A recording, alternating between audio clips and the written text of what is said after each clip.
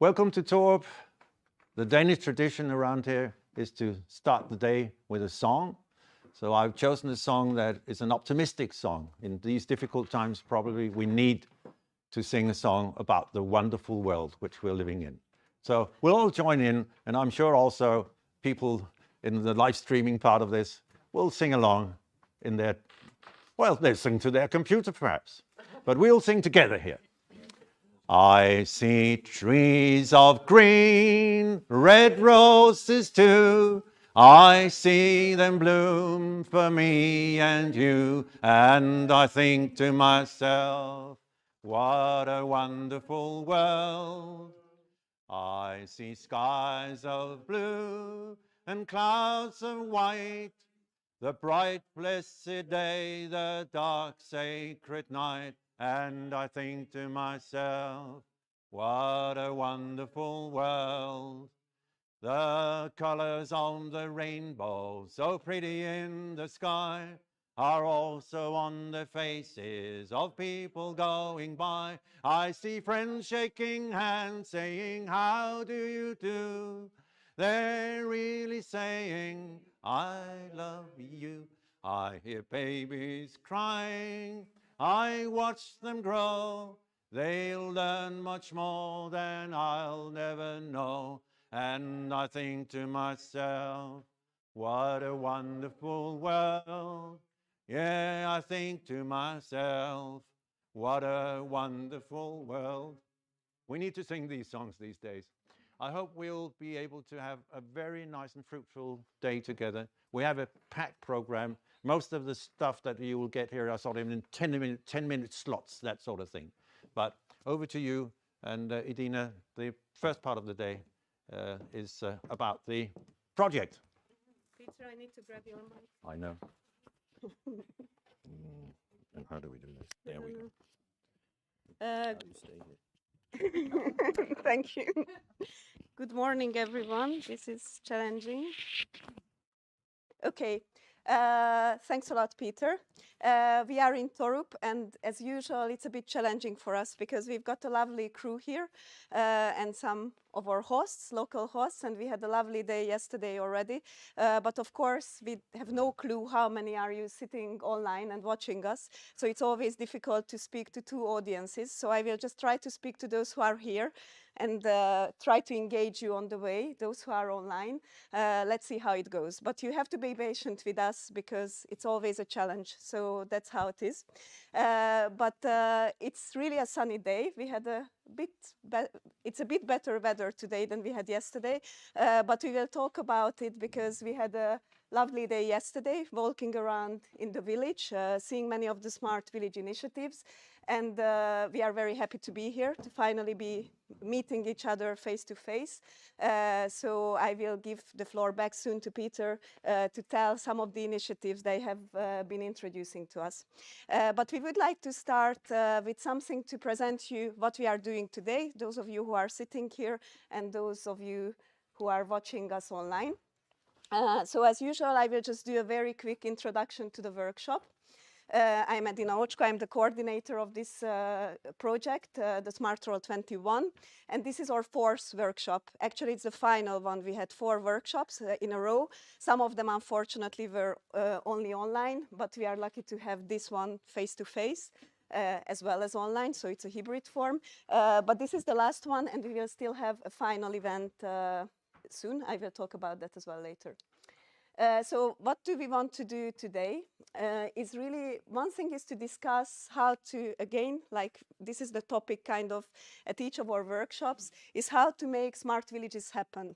And this time, because we are in Torup and we saw a lot of inspiring initiatives yesterday as well, the topic we'd like to focus on, and that's a core of the smart villages concept as well, is the civil society engagement and how people manage to engage many people in the society in these smart actions.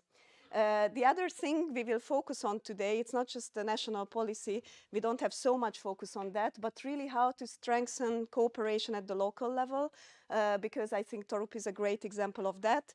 Peter is actively engaged in the local action group, and they are cooperating with the municipality, with the regional level, and so on.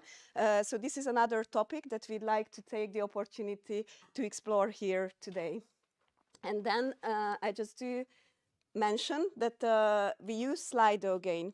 So please, we can give a bit of time, log in to, I think it's slido.do, or slido.com. It can be either. And then you have to put this number. Yeah, so this will be on throughout the day. What we will try to do, we need to understand who is sitting in front of the screens if you want to be engaged a bit.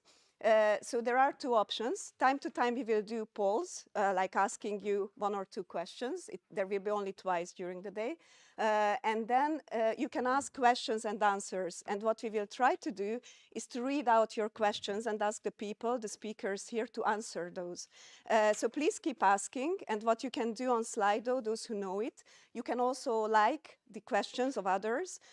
So the most liked questions will be asked. So if you fancy a question that somebody else asked, just click like on that question, and then it will come in on the top of that row. So essentially, please try to comment and get engaged with us. We will engage here, but it's much easier. But we need your engagement as well, as usual. So please connect to Slido now and keep following the questions and so on. So I will come back to that time to time during the day.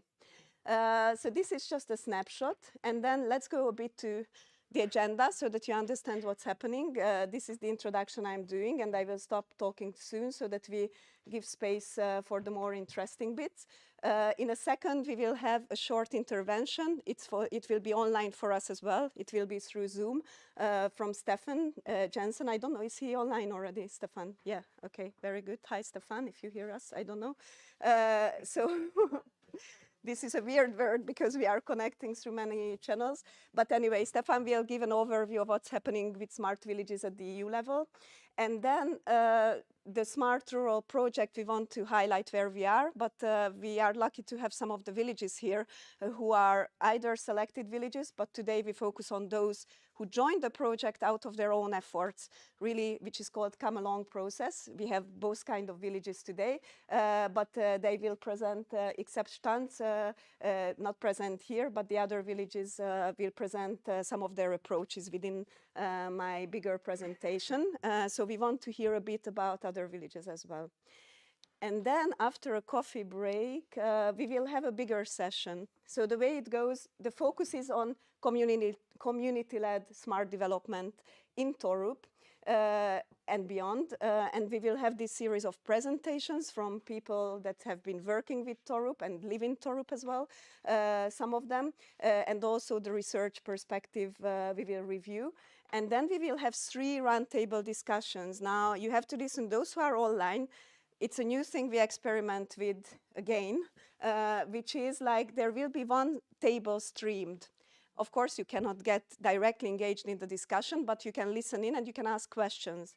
So just before this session and after the presentations, what we will do is to have a vote. Like you can vote which table you want to listen because you only have one choice.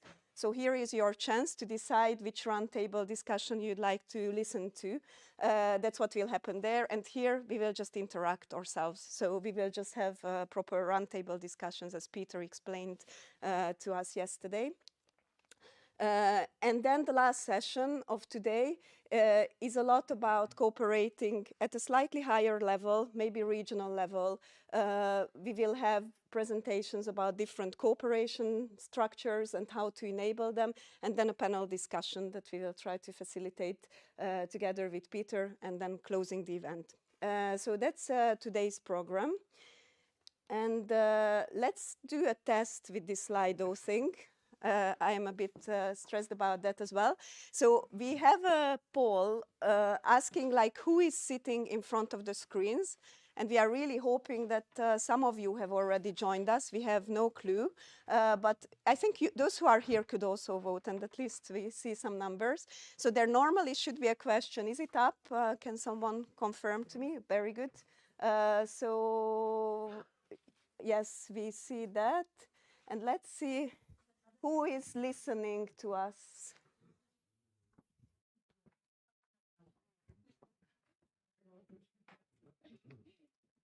Okay, so what we are asking you is to please tell us, and we need to wait a bit because the live stream sees it a bit later, by the way. Is that right, Paul? A few seconds later than we do. But I think we would really like you, especially those who are listening online, give us a hint, like who is online, who is offline, and we will see certain people voted. I hope it's not just those who sit in the room, but also those who are following us online. Anita, maybe you can scroll down the screen a bit so that, because I think there are other categories. Okay, that's 0%, so that doesn't matter then. We can go up again because national rural networks seem really to be active. And also we are, of course, happy to see many leader legs and civil society organizations. Again, since the live stream is a bit delayed, we are just waiting for a few more seconds to see what's happening there. Okay, let's leave this on. And maybe we can actually come back to that a bit later as well. Legs are taking over, you see? Not anymore. Okay, that was a short success, a few seconds success for the leader groups. Okay, good. I think we will move to the next session, which is a real challenge. I think we just need to, maybe we wait for Peter to vote legs and maybe it jumps up. Yeah, I'll get there in a few seconds. Okay, let's test that. If Stefan is online, he cannot hear me unless he listens to the live stream, right? Okay, so I will go to that computer and talk to him through Zoom, and we will display his presentation here. And then let's see. And please keep asking. Those who are online, you can ask questions. Put your questions as you listen to the presentations, and we will come back to those questions. So please keep asking. Ah, the leader likes to cover. Thank you, Peter. Okay, very good. So let's see if Stefan is online.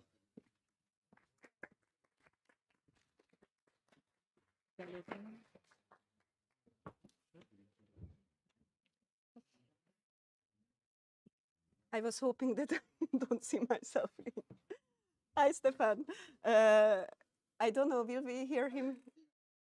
Perfect, okay.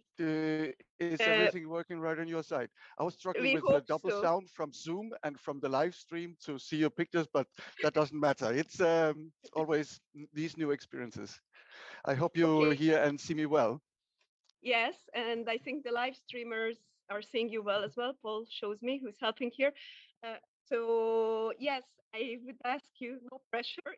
You are just being on live stream in front of many people here. So please, yeah, if you can you share your screen to? I was trying, but I think I need to be enabled to do that. But hopefully that's a click or something on your side. You done it? Yes, I think you can. Paul tells me. Yes. Very good. We just find this. So do you see? Yes. Let's maybe move to the beginning. That's always. And do you see well enough? I put it in full screen here. Yes, we see it perfectly. There is a black box as usual. Oh yeah. This usual black box. Yeah, I can. I think I can do it like this to at least make it smaller. Is it better? Yes. Yeah. No, for some reason we always have these black boxes. So now I can only see my own full screen presentation. But after a couple of years of COVID, we get used to these kind of being together, sitting here in a lone room on your own and cannot see who you're speaking to, but only to your own screen. So I hope I will manage that once again. So thanks very much for having me here today. Good morning, godmorgen og hej til jer alle sammen, and good morning to everyone. I'm happy to be here with you today. My name is Stefano Stagoriensen. I work for the European Commission in the Director General for Agriculture and Rural Development, where I, for some years, have been working on the Smart Villages file. And I'm here, I believe, also with other colleagues from the Commission, at least my colleague Maria Cristina Macandreu, who also works on the Smart Villages file. I think it's nice to meet on this occasion today, even as you probably also have been exchanging among yourselves. These are a bit dark and difficult times with war in Europe and everything that's happening now on European soil.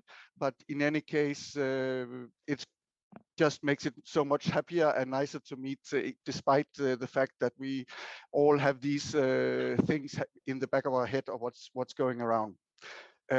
So I'm here to just give a small, and it will be very brief, presentation on some of the things that happen at the EU level in relation to smart villages.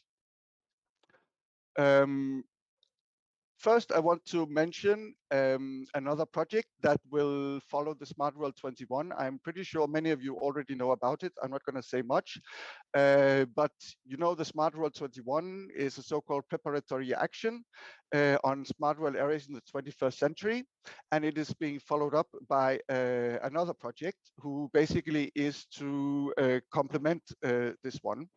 For this one, it's also E40 and Edina who are leading the project with some other partners. So in that sense, it can in many ways be a continuation of the things that we're doing currently under Smart World 21.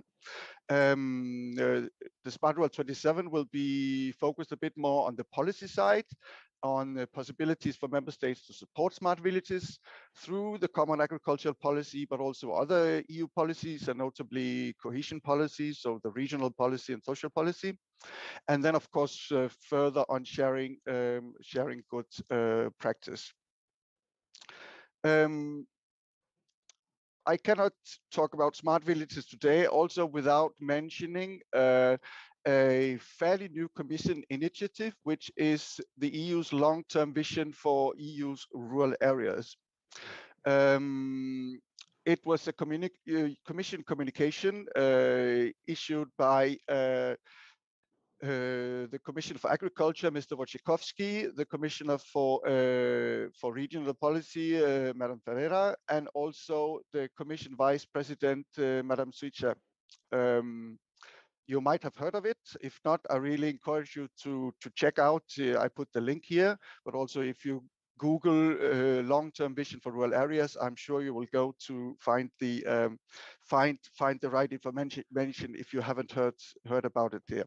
So what is it? Well, it's basically, as the title says, a long-term vision for EU's rural areas, and it's centered around the four main titles you see here. So basically, to make sure that EU's rural areas will become stronger, more connected, more prosperous, and more resilient. So under Stronger, you see the focus on empowering communities, access to better local services, and social innovation. Connected is, of course, very important. So on the whole digital side of things, that is also important on the smart villages, but also transport links and new mobilities. More prosperous rural areas, which is needed many places around Europe. So where the focus is on diversification of economic activities and also more sustainable food production. And under the title Resilient Rural Areas, focuses obviously on the main challenges that we face today, climate change and also environmental pressures that needs to be dealt with, but of course also social resilience. So I think the long-term vision for rural areas is pretty spot on also on many of the things that we have been working on already for years under the Smart Villages header. So to say a few words a little bit more on how smart villages fit within this rural vision. Well, obviously, it's very important to build on the experience we already have from smart villages, but also from the leader and community-led local development approaches that we already know for some years. So on the experience already gained, and here I would also notably mention the stakeholder engagement where we have, because we see around Europe today that LEADER together with smart villages have really activated a lot of local stakeholders around Europe and have really adopted these approaches as their own. And I think that's really a strength of the smart villages approach also here and LEADER, where we see the importance of the participatory approach or the bottom-up approach in practice. So the importance of actually having local stakeholders on board, or not only on board, but also take local ownership of new solutions, of various forms of support that can be offered from the political level, which is really crucial to make sure that the solutions offered are actually taken up on the ground and will have a sustainable impact for the local communities. So I think really what we see now also with the participant villages on the Smart World 21, you really showcase some of the best examples of good practice in terms of participatory approach. And I think also in particular, Torup is a really good example showing how you build up community resilience and this this local ownership of what you do and how that shows an impact. Here, I would also like to mention the importance of networking in general and basically what you have been doing these days and well today. So the importance of exchanging good practice and experience with each other, of course, among the participant villages here in the Smart World 21, but also much wider is, of course, the idea that many more communities around Europe can get inspired by what you are doing for themselves to take action. So coming back to the long-term vision for rural areas, I just want to mention a few more details of well, some of the points or some of the actions planned that are most relevant for also smart villages. Under it, there's a huge action plan with the long-term vision. Of course, it should not only be like a big, fluffy, nice word. That's not going to take us anywhere. So one of the main flagships is a rural revitalization platform, where the idea basically is to have a one-stop shop for rural communities to share information and best practices, and yeah, and of course also different EU support options. There's also a flagship on research and innovation for rural communities, where researchers and different stakeholders also can get together to explore innovation that could be relevant also in rural communities. As, among other things, this concept of start-up villages, which is a little bit more business oriented, but also really focused on innovation in rural areas. Then there's another action on enhanced networking for leader CLLD and smart villages. So clearly the long-term vision wishes to really adopt smart villages and leader also and take up the experience we have so far, because we are obviously not starting from scratch. And if you look around through the actions happening, you will find many other things where I think smart villages fit in very well. There's a rural pact that was already launched this December with a conference to follow, where basically stakeholders have been invited to engage in this rural pact by a commitment to the shared goals of the vision. And then there are several actions on connectivity, mobility, energy, environment, climate, education, youth, gender equality, entrepreneurship, social inclusion, which might fit different smart villages depending on which areas you are already working on, or maybe some of the area you would like to explore more. Another thing I want to mention is the toolkit on combination of EU funds for the revitalization of rural areas. So to make more accessible, of course, the EU funds available that will also be relevant for smart villages. Of course, a word on funding. So this will be a little bit of name dropping, but just so you are aware, right now, the huge EU recovery plan for Europe post-COVID-19 pandemic has already started around Europe. I just want to mention because there's a lot of money in it, and hopefully rural areas, they should really also benefit from these funds to make sure that we get past the crisis following the pandemic, and also get in the right direction for the green and digital transitions. Right now, also, the preparation of the CAP strategic plans for 23 to 27 is happening. So the discussions between the European Commission and the member states. So now the future support options are starting to crystallize, but of course we're not there yet. But here I would just like also you to participate in the future CAP networks, which will follow the current rural networks that we have, where it will equally be important for stakeholders to involve to make sure that the support options that are there will also lead to successful implementation of projects on the ground for the benefit of agriculture, but also rural areas, of course.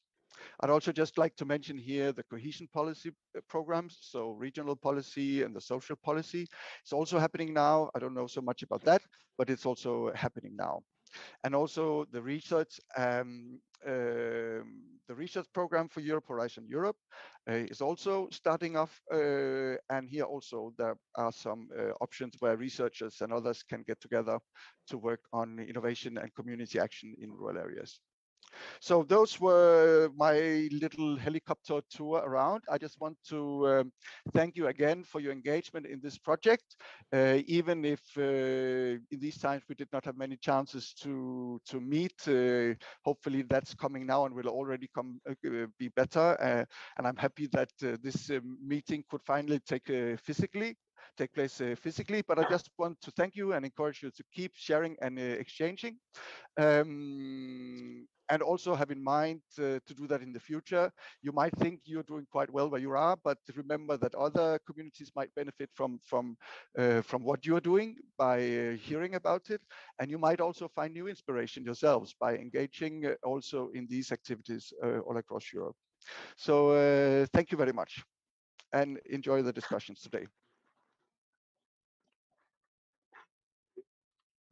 Thanks a lot, Stefan. I'm not checking slide Ona. I saw a very good question, but it was not specifically for Stefan, but it's something we want to really cover today. So if you like that question, please like it. But those who are online, and you might be a bit of delayed compared to our timing, you can of course ask questions to Stefan as well, and my colleagues will. There are two questions. Is any of them addressed to Stefan directly or? Not so much. Let's see. Anyone in the room who wants to ask something about any of the initiatives at the European level and how Smart Village is progressing? Any questions here? Yes, Aris, come and sit here. Hi. Strange. Strange feeling. Actually, I have a question particularly about Smart Village. So support for Smart Village, is it still actual, this initiatives that this will be supported via leader strategies? And what is current status of all this process? Well, thank you for the question. Well, the very short answer to the question is probably to say it depends. At least under the Common Agricultural Policy, you know, we work in shared management, which means that member states are really important here and very decisive in terms of how different initiatives and objectives should be supported. But I think it's quite clear to say already up front that probably in many cases, I think LEADER will be probably in many cases one of the most relevant, let's call it a vehicle to support the Smart Villages ambition. But we don't say that's the only way to do it, because the implementation of LEADER varies across member states, and in some areas, and I know in particular in Denmark, also the local action groups cover quite big areas. So it could also be relevant to offer other kinds of support outside LEADER, also because, you know, obviously the funds available for LEADER in most member states are quite limited. So it's difficult at the EU-wide level to say how smart villages will be supported by a leader, but I know that at least some member states work in that direction and want to do that. But for sure, I think also in the future, since smart villages concept is not monopolized, I mean, local action groups around Europe can themselves decide also to be inspired by the smart villages approach and base their local development strategy also on the smart villages approach. So it was not a very concrete answer, sorry about that, but at least I think indeed we can say LEADER is still very relevant also to support smart village strategies. Okay, I give a floor in a second to Pavel. Just to read, there is one question which I think we can firmly say yes. Will CAP networks in future replace the NRNs, so the national rural networks? And the answer is yes, but maybe you can say a bit more about the timing. Stefan, do you know when the CAP networks will be selected in the member states? I don't know exactly when that would happen, to be honest. But the thing is, the Common Agricultural Policy has been delayed by 2 years. So the CAP strategic plans, which are also replacing the current rural development programs, will be in place only of 2023. And then I think it will also vary a little bit across member states when the new CAP networks will take over. But in any case, I think they should ensure a rather smooth transition, because the current rural networks, the national rural networks, can indeed also participate in activities that really relate more to the future. So in that sense, I think most member states would be able to ensure more or less of a smooth transition. Okay, I give the floor to Pavel.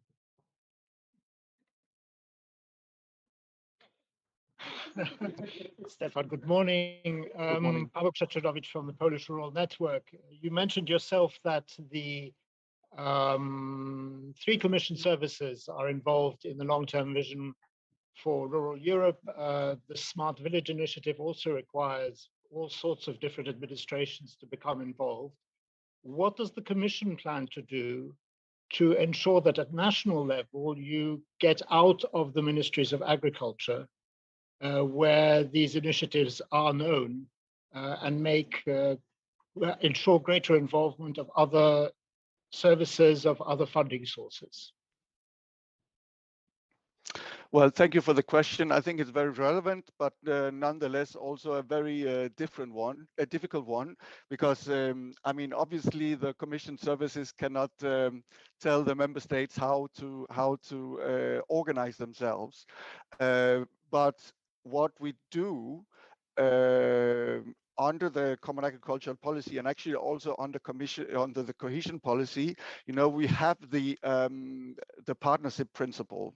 So I know that's not directly what you're asking for, because you're asking about the government services, but nevertheless, the fact that on the agricultural policy, the member state is required to consult widely, and not only agricultural organizations or anything like that, but also environmental NGOs, stakeholders involved in the climate debates, and all relevant for that only really means that like that you will be forced to talk to stakeholders who are already a little bit outside the agricultural bubble, but of course at the same time it's crucial, of course, that particular ministries of environment and climate and even other are also involved, because indeed the funding of the CAP goes much wider than that.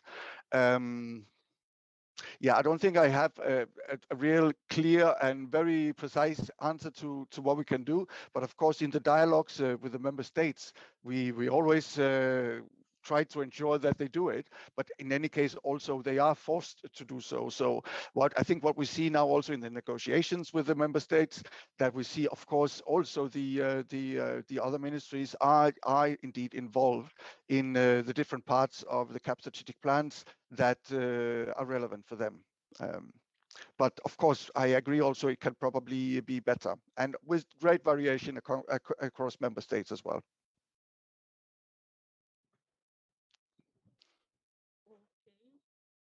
Are there any more questions in the room, or shall we move on to the next?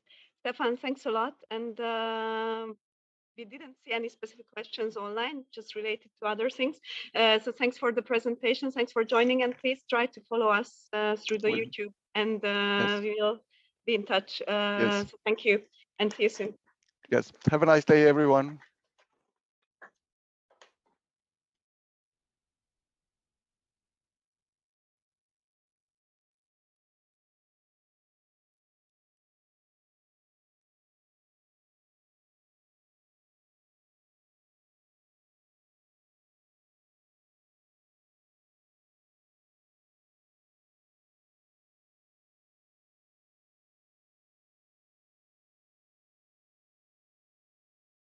Project, or what we tried to do in this project over the past 2 years, in fact, or more now. So I will do a brief overview. It's not working. Okay. No pressure. It's so difficult to put this on, but I'll try. Maybe I. Okay, is it working, Paul? Is it working now? Yeah, okay, very good.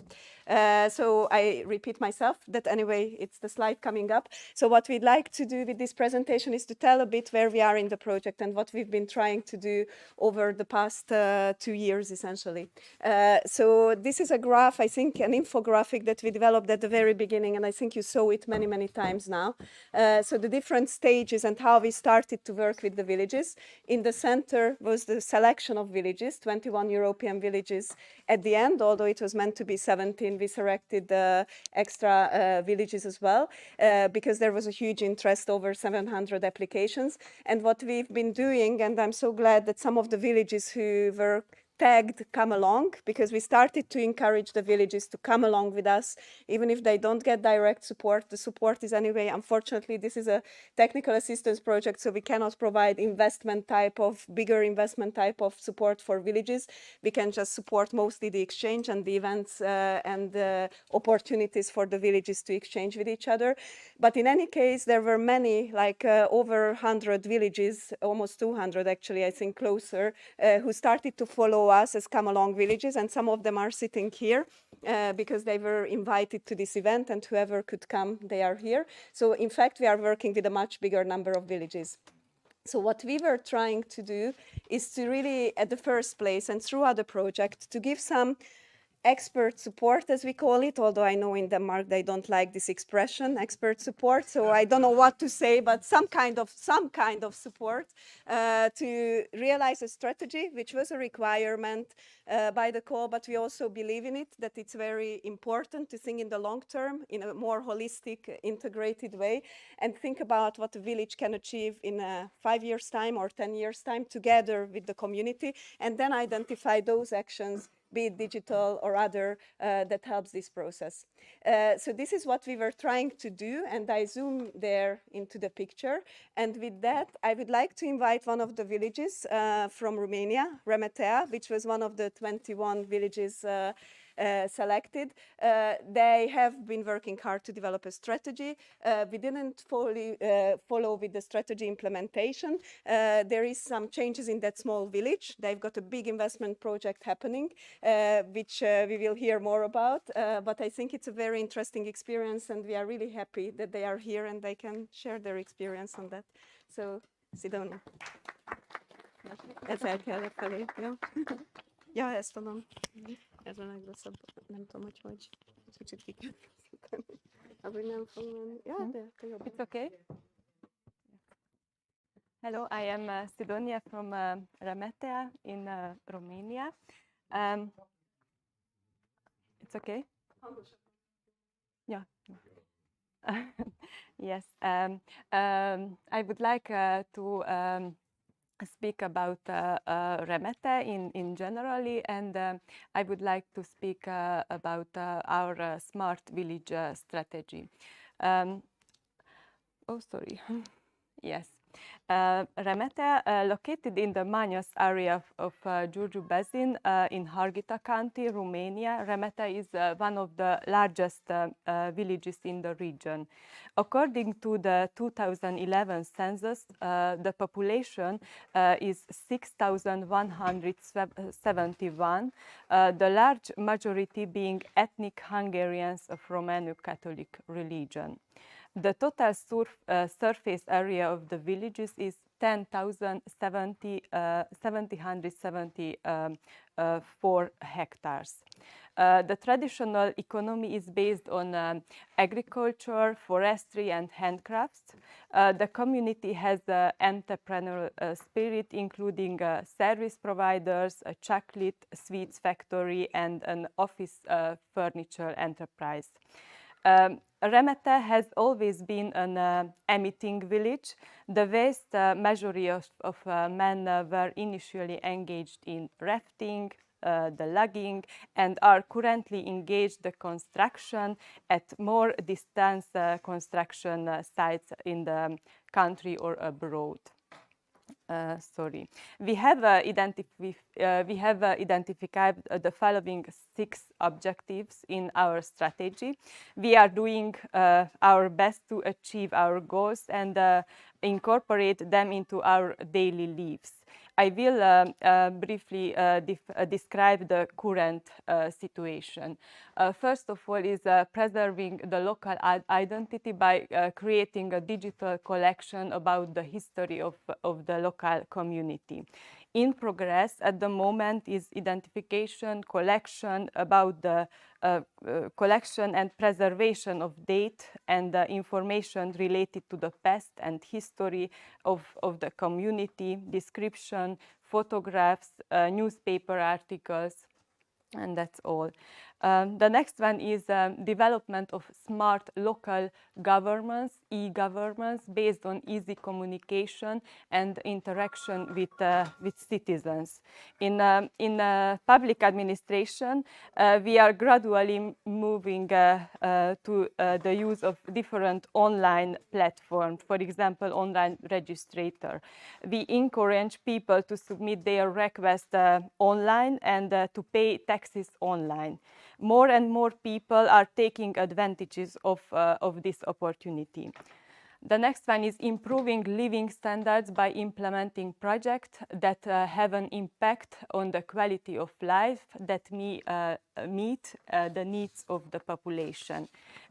We are making our public services smarter. The construction of the gas network in the village and the modernization of water and sewage network are currently ongoing. In the planning phase of this investment, we keep in mind the adaptation of a smart solution. The next one is improving the local educational system through modernization and digitalization of teaching activity. This year, we completed the modernization of our school and equip them with modern IT equipment. Currently, the focus is on developing the digital competencies of teachers and students through a variety of training courses. The next one is supporting the local economy and the agri-food sector.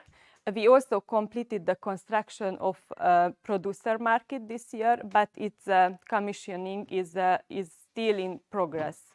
There is also need to create a digital platform that can believe a link between farmers and buyers.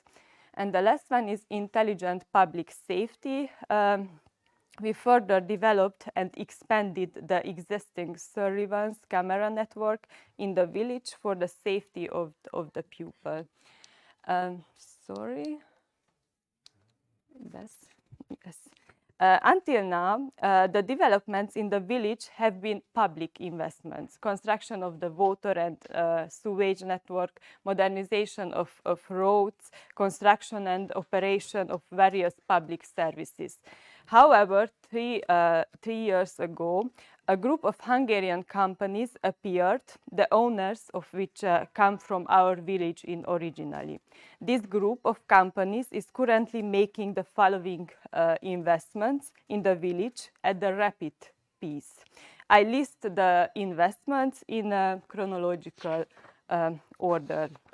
Sorry, the first one is the milk powder factory, which operated in the village from 1955 to 2010, was purchased, and they are currently in the process of restarting it. They will produce premium baby food using Danish technology. Exclusively, organic milk is collected from local and regional farmers. The second one is a private airport was built, and the primary goal is to transport their own workers and products. The third one is a lyophilization plant and cold store were built for the collection, lyophilization and storage of forest fruits. The next one is a potato processing plant and storage house. Its purpose is to purchase and process potatoes from local producers. In this case, too, the potatoes will be collected from local and surrounding farmers in organic quality. The next one is a hotel and wellness center. Construction of a 5-star hotel and wellness center begin on the outskirts of the village, close to the forest. In this investment for touristic purpose. The investment listed so far have already begun, and the construction of the plant and storage facility is in progress. The next 3 investment plans have been completed, but the construction phase hasn't started yet. This will be villa buildings, ice rink, and high school. We are still estimating the impact of the aforementioned private investments on our village. With the help of a questionnaire survey, we wanted to assess the opinion and reception of the population. The questionnaire has now been completed, but has not been acquired due to the COVID pandemic. It will take place in May. What we already know, new jobs will be created in the village. We must strive to ensure that many local people as possible meet the requirements and have sufficient knowledge. The municipality organizes various trainings for farmers, for example. For the time being, we interpret that increased real estate price as a negative effect. The above mentioned group of investors bought a lot of land in the area, and as a result, property prices have increased incredibly. Our village is getting more and more attention. Some people look at us very with envy. Until now, we have lived our daily lives quietly as a village with no getaway car traffic, but we open to the sky with construction at the airport. Large farms and concentrating, and the backyard farms are shrinking. To counter this, we want to launch the producer market. We strive to provide a favorable infrastructural environment for job creating businesses. We see that these investments are happening at rapid pace and pose a constant challenge to the residents and management of the village. At the same pace, we need to find solutions that preserve the rural way of life. we are a village, and we will stay a village. Thank you for your attention, and we look forward to seeing our village.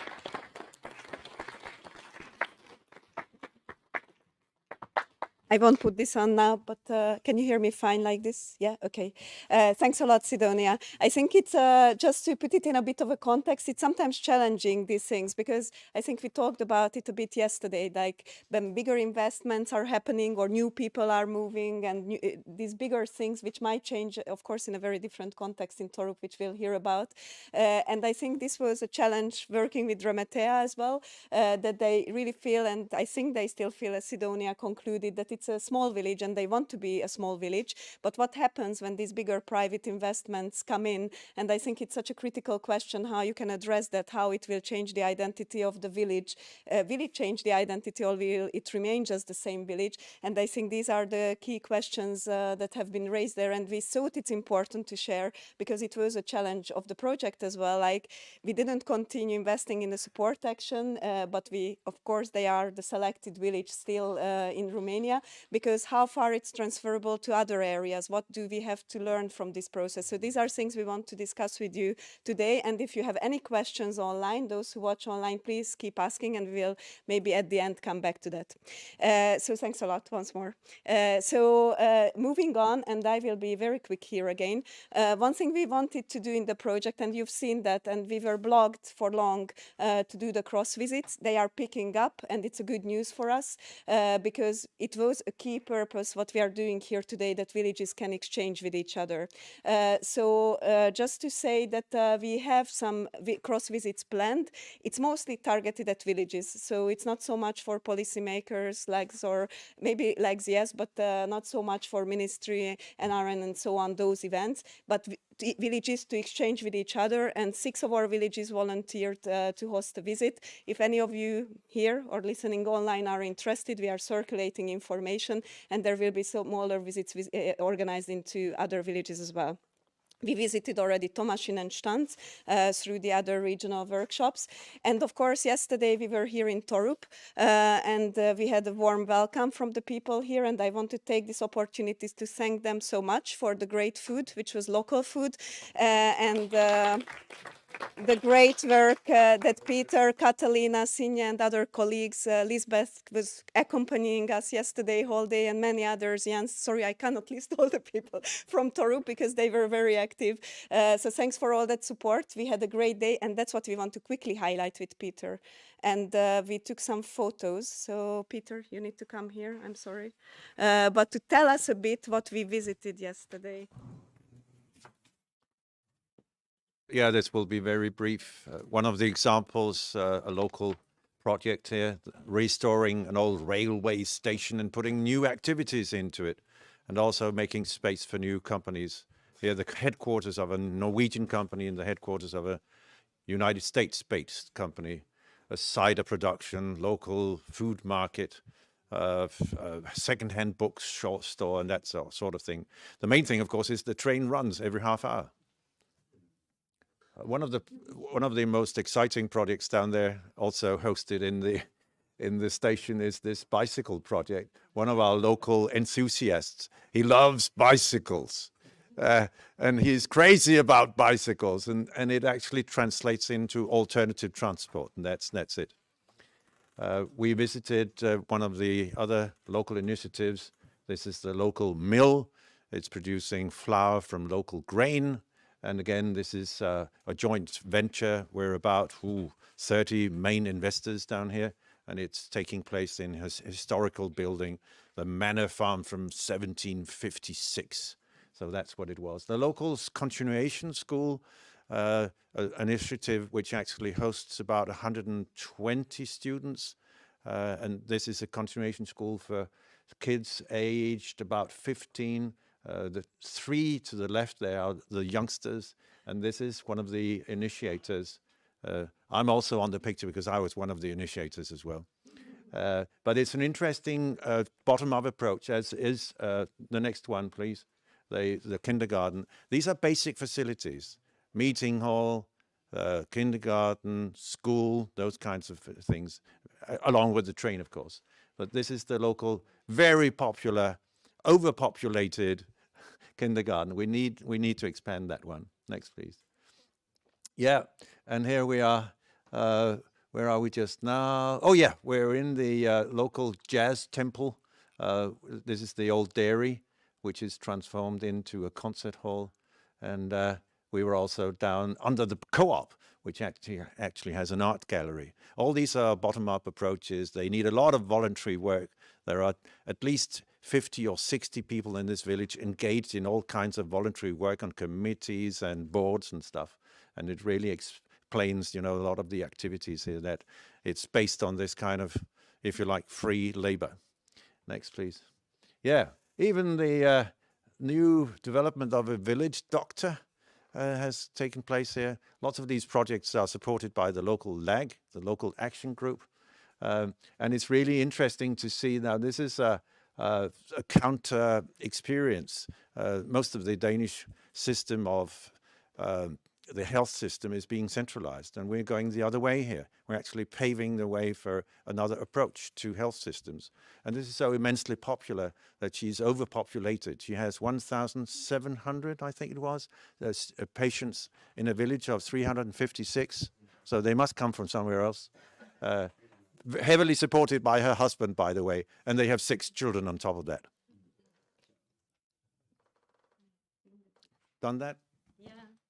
Thanks a lot, Peter. And thanks once more for yesterday's great work. So we just wanted to give you a snapshot of the community engagement. And in fact, that's one of the questions which we want to discuss. And it's a question on Slido. I saw how to engage the community. And that seems to be, the commenter Lucas is saying, one of the biggest problems in Poland, like how to engage the local people. And that's what we really want to discuss today and talk about it a lot today. So please keep asking your questions to the presentations, projects, and so on. And we will try to answer them at the end. But quickly moving on, what we also try to do, and I encourage you, all of you, to please visit the smart solutions. They are not just, they are all about villages. They are all solutions implemented in a village context, but they are supposed to give inspiration. It's not the whole approach of the village, but always like one specific smart solution example, which we try to feature here. And one of the key ones, and I invite Alberto then, is the Adopt an Olive Tree, which is a very inspiring one, put up very early on online, and Alberto also is a Come Along village representative, so up to you. It's with the button on.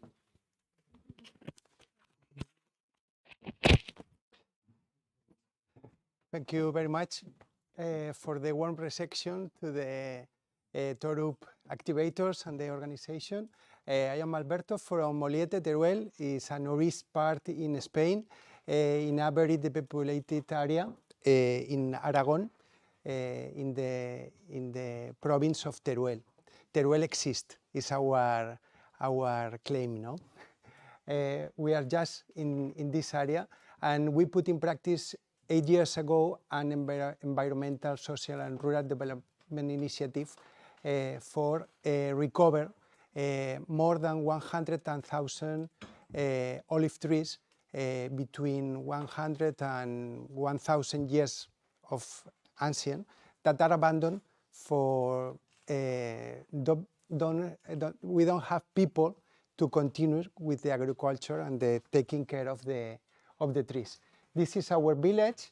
It's in a mountains area of Spain, and we have a big story. More than 2,000 years ago, the Iberians were in our territory, and they were working with the olive trees.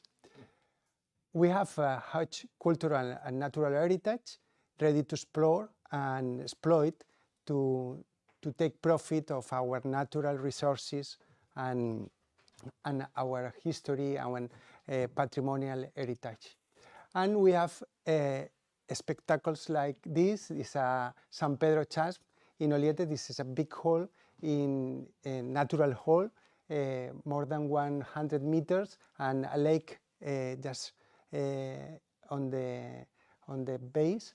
And this is another reason to visit our village, no? but in fact, we are recovering more than 100,000 ancient olive trees in our natural heritage. No? We are keeping connections between good fathers, good mothers, good parents, and the olive trees, and they are the sponsors, paying 50 euros per month, per year, sorry, in a social environmental project. And we are recovering with people with disabilities, people in social and labor exclusion, and we are trying to maintain with the project the service in the village. We are an example of the population of rural areas. No, we lost inhabitants. We are now in 350, and the same losing in the taking care of the olive trees. And yeah, 8 years ago, we tried to put all the ideas in a cocktail: ideas, internet, natural resources, innovation, creativity, people, methodology, working with farmers, good fathers, sponsors, our cultural and natural heritage, our millennial story, and the opportunities that the technologies give to us to put in practice our project, adopt-an-olive-tree.org. And we have an enchantment, and we have connections with our natural resources, and people has an emotional connection. Put the name at the olive tree, can follow the process of recovering in the app, Mi Olivo, my olive tree, and we are trying to keep services and putting in practice smart solutions and as an engine of changing. And I think it's important to put in value real examples that are giving employment and solutions for these areas. We work with the experience for the good fathers. They are coming to the village, and we keep the emotional connection with these protectors, always adding value to the whole region.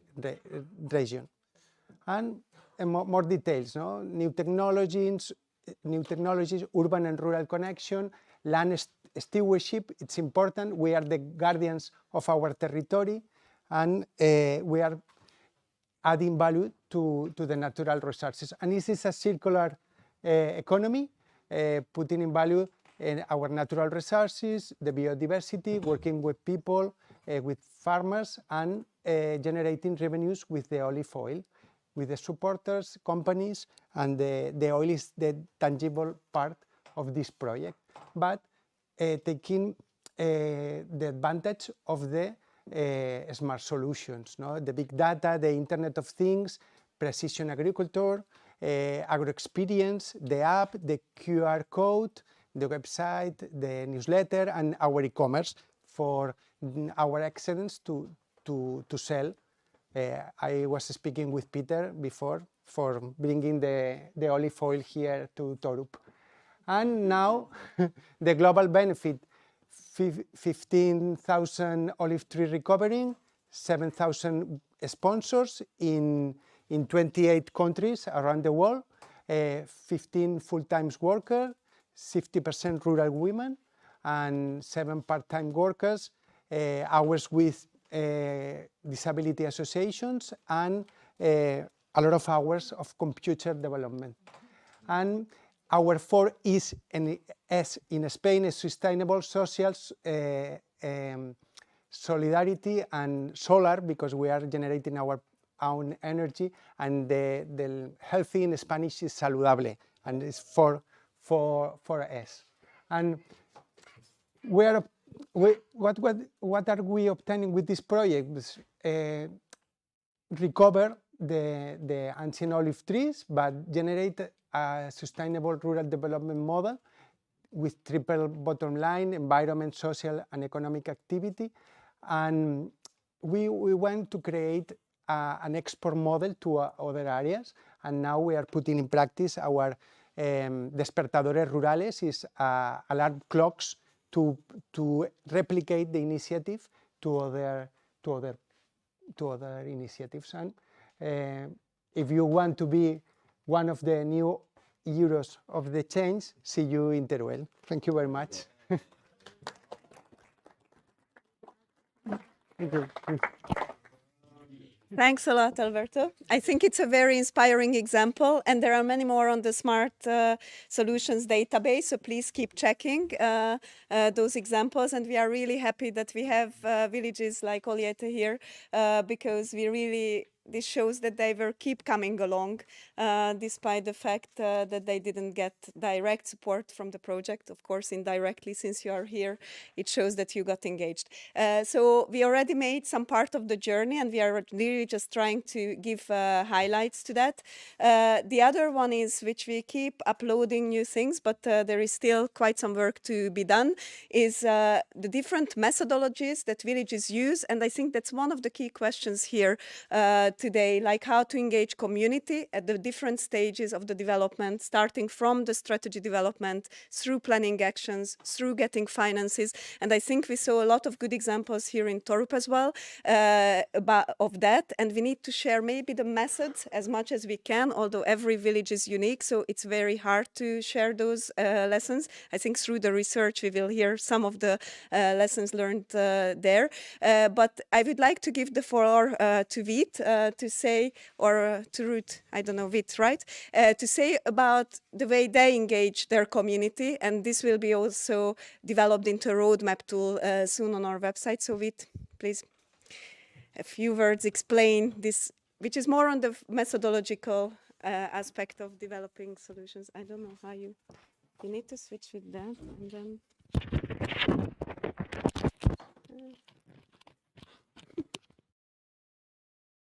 Yes. Hopefully. Hi. I'm supposed to give you some ideas about how to develop in a sustainable way an initiative. Point. Not more than that. I can tell you lots of stories about what is happening in our village. We do that through an organization called Tussenheid. And Tussenheid, you could translate it, it's hard to translate, something like when you have got a government, you also could say an in-between-ment. So we are in between society and the government, and we work together. It's cooperative, everybody's working, etc., and we have done quite a lot of projects, and some of you know it, otherwise can find it, and there's happening a lot. But the essential of the story is this one. Yesterday we had a very nice story about history of sustainability. And for us, sustainability is something like that you always should combine space, the planet, economy, profit, and people, society. In any initiative, all those lines should be integrated. Well, we made it a little bit more difficult because when you take the silo space, planet, in that silo you've got social instruments doing things with people, an educational group, a teacher, biology, etc. They work with people. And you've got physical instruments, architects, road makers, etc. So in the end, we divide 6 silos, 6 surroundings of people who know everything about their silo. Quite of them are quite autistic. We all talk about a government which is not functioning, but that has to do that people are completely involved in their work. Like here there is a school, the teachers know everything about their school. They know everything about the societal silo. So when we get an initiative, we always say to the initiator, look who you know in the 6 silos, in these 6 fields. Look in your agenda, look in your networks, social media, LinkedIn, and the hell what, and try to find people who like you. Just who like you. And who would like to support you from their silo, from the reference of that silo in supporting you with your idea. I'll give you an example. Again, this is the city of Tilburg. It's near our village. And we have, from our village, educated the city already quite a lot of times, but this is a quite funny example. This is a wasteland near the railway station, 10 hectares, in the middle of the city. It was there about 10 years. And 2 guys came to us, one of them chairman of a beach volleyball group. They wanted a bag of sand where they could play beach volleyball. And another guy came and he wanted an ecology city garden. What we did was the following.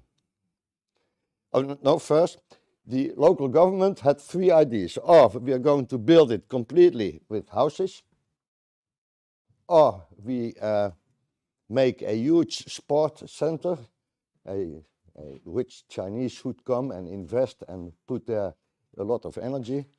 Or the third idea was a big event center. And don't forget, there on the left side you see a lot of apartments. It's all older people living there. So that was the situation.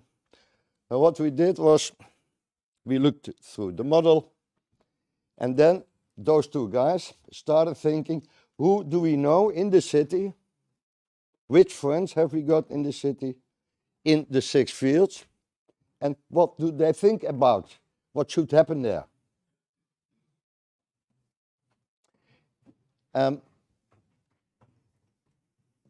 Goes too far to mention all of those things, but so you see it's spatial people, economic people, and societal people. And they got involved. And there started a process of co-creation. And slowly, the local government moved in their ideas. And they thought, Jesus, here is something happening with a lot of support, societal support from entrepreneurial organizations, from the groups of people organizing the neighborhoods, etc., etc., etc. And then this is realized 8 years later. I was asked yesterday to do this presentation. I didn't have an actual photo. When you go to internet and you take in Spoorpark Tilburg, then you see thousands of movies, of pictures. It's one of the main Dutch initiatives about civil participation. But it all started with this. Get people from those 6 fields involved. Like with your olives, you could do the same. And I'm quite sure that when we have a talk, I can find holes in your story to make it stronger.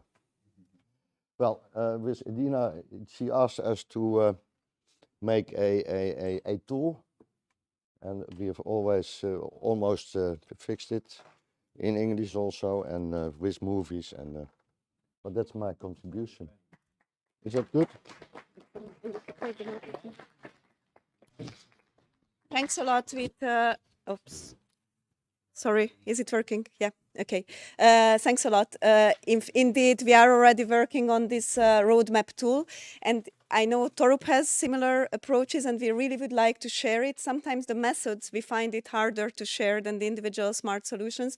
So please come to us if your village knows how to engage, and we saw it here yesterday and we see it in Hivarembek and many other communities, because you are smart because of engaging people. Please share those with us. We really want to make this practical, so not just philosophical, what could be done, but demonstrate it through concrete tools and approaches. And this has been one example which we really want to share. So we really approach to the end of this first block and also this kind of journey. We just wanted to highlight some of the spots for you, like what we've been trying to do with the villages, and really through their activity to share that knowledge, because that's the most we can do in this project, to share that knowledge.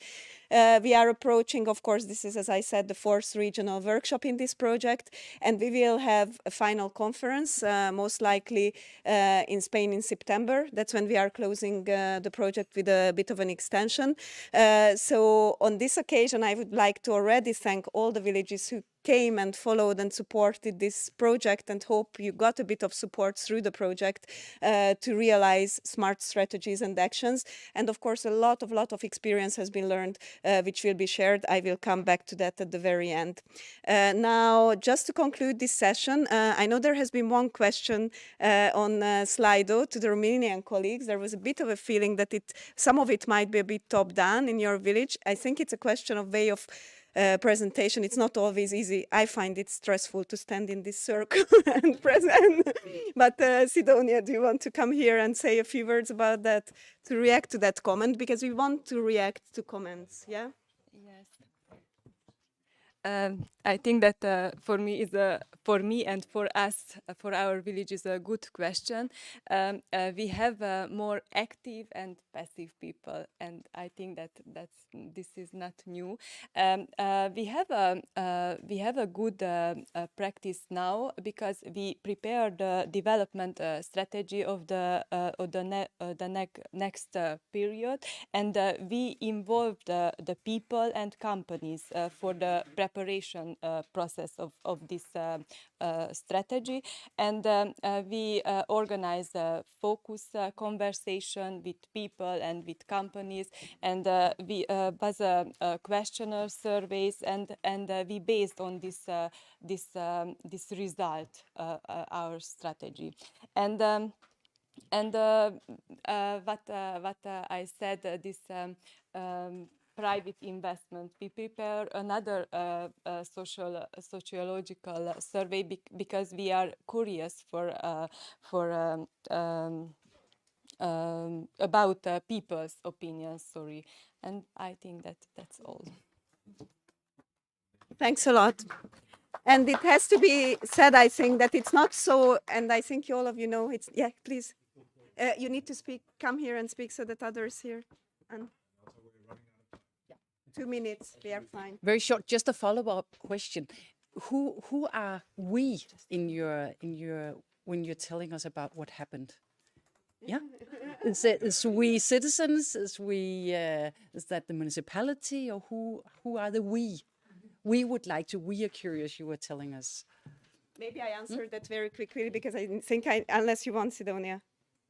Okay, just not to put you under too more pressure. So I think in the process of this, we've been mostly in touch with the mayor, who is actually, you need to watch the film about the mayor and his personality. It's very interesting on our website, SmartRoll21, and then you go to Ramatea, which shows his commitment. And I think he's working with a group of young people. So correct me if it's not true, but he's really gathering those who can initiate this project and engaging the community. I think it's sometimes more challenging, but if you listen to their approach, you will feel that they are really trying hard. And I think it's not always easy in these villages to engage the people. That's the comment we got. And that's often in Eastern European countries, actually, where the villages get depopulated and so on. But correct me if it's not right. But talk to Sidonia maybe in the coffee break, because we are having a coffee break. Peter reminded me we are a bit over time. We are a couple of minutes over time. So we stop here for a bit, have a coffee also, those who follow online, and we see each other at 11 here. Thank you very much for all the villages.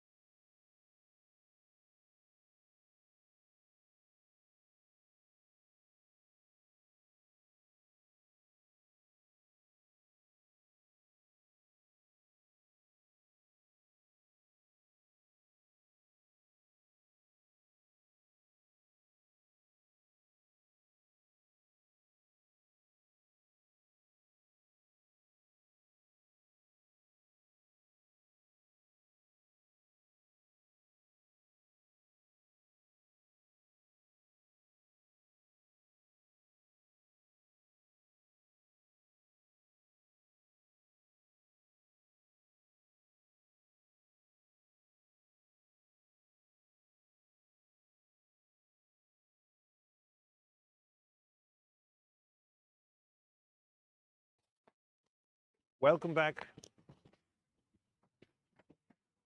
There we go. Does this actually work? Yes. Welcome back to this second session today. What we tried to do in the next few minutes here is actually to wrap different topics into one bundle, as it were.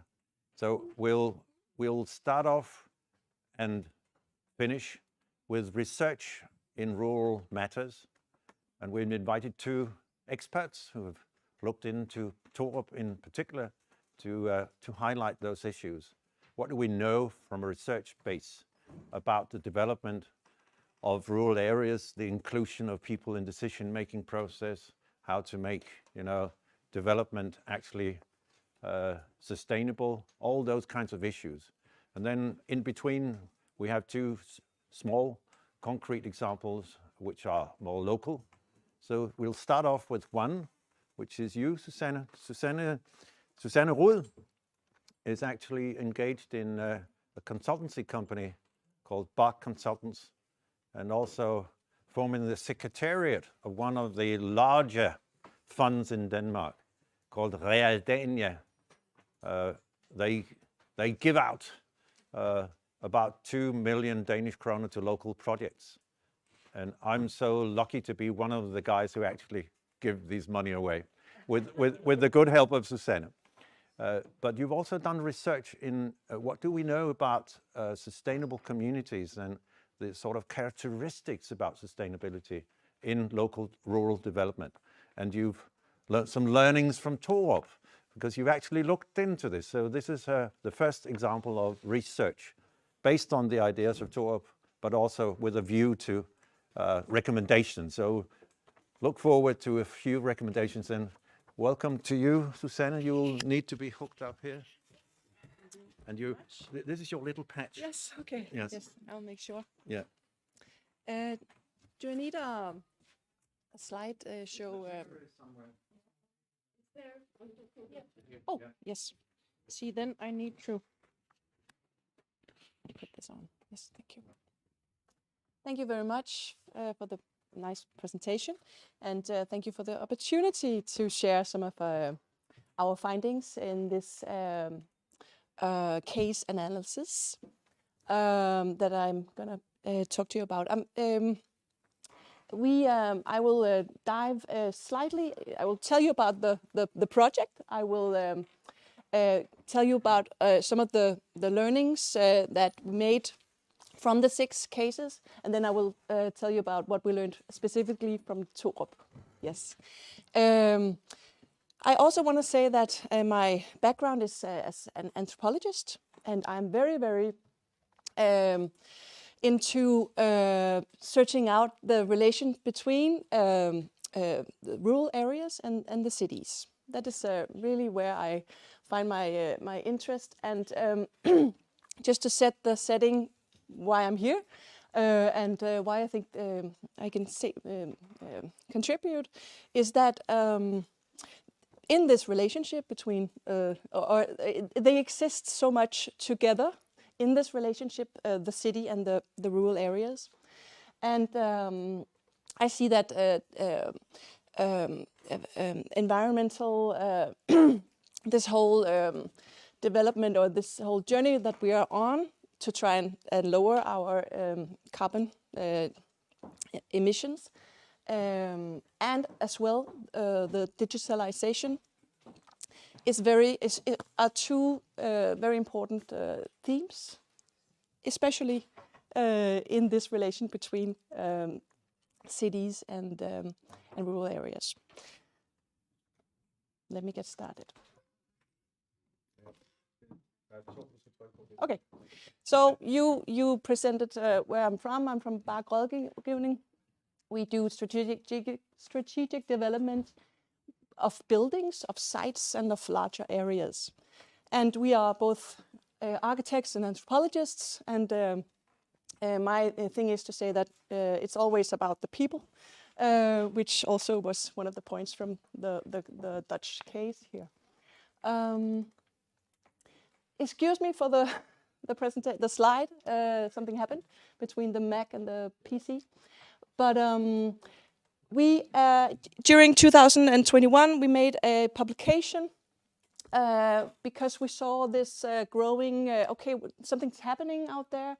These small societies, communities in the rural areas, they come up with interesting initiatives of trying to do something about this environmental situation that we're in.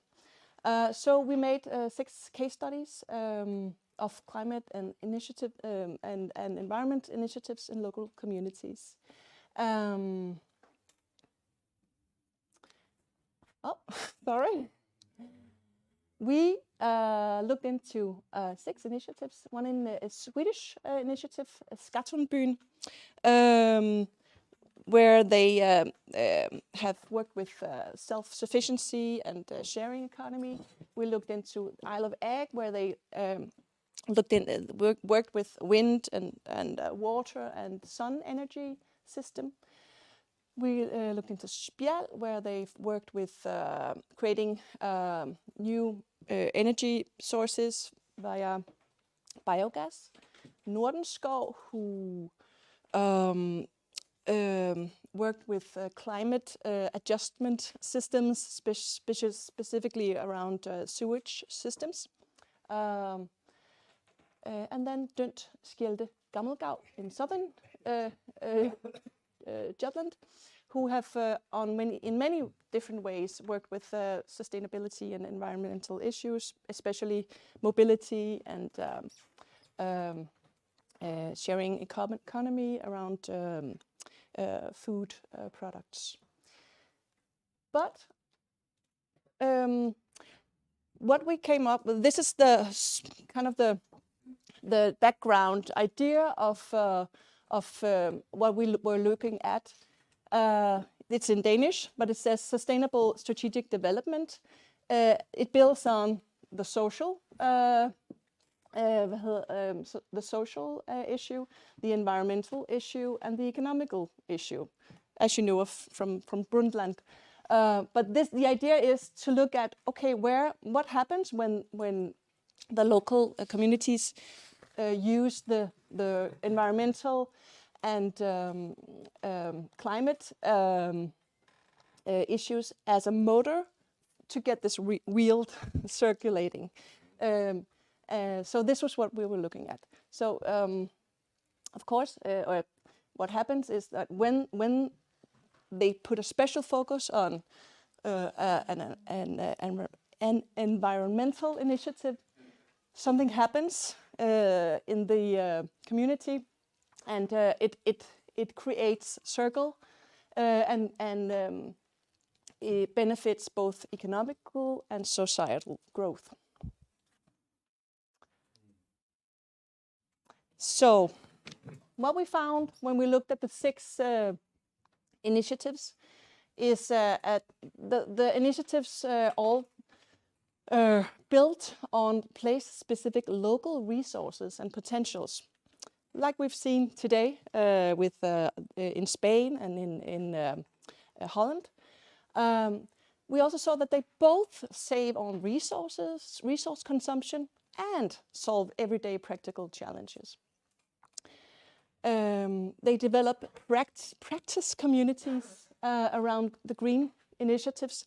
They were not all in happy agreement about the initiatives. A lot of struggles, a lot of discussion, a lot of issues, but they managed to do something together. That's what I mean about practice communities.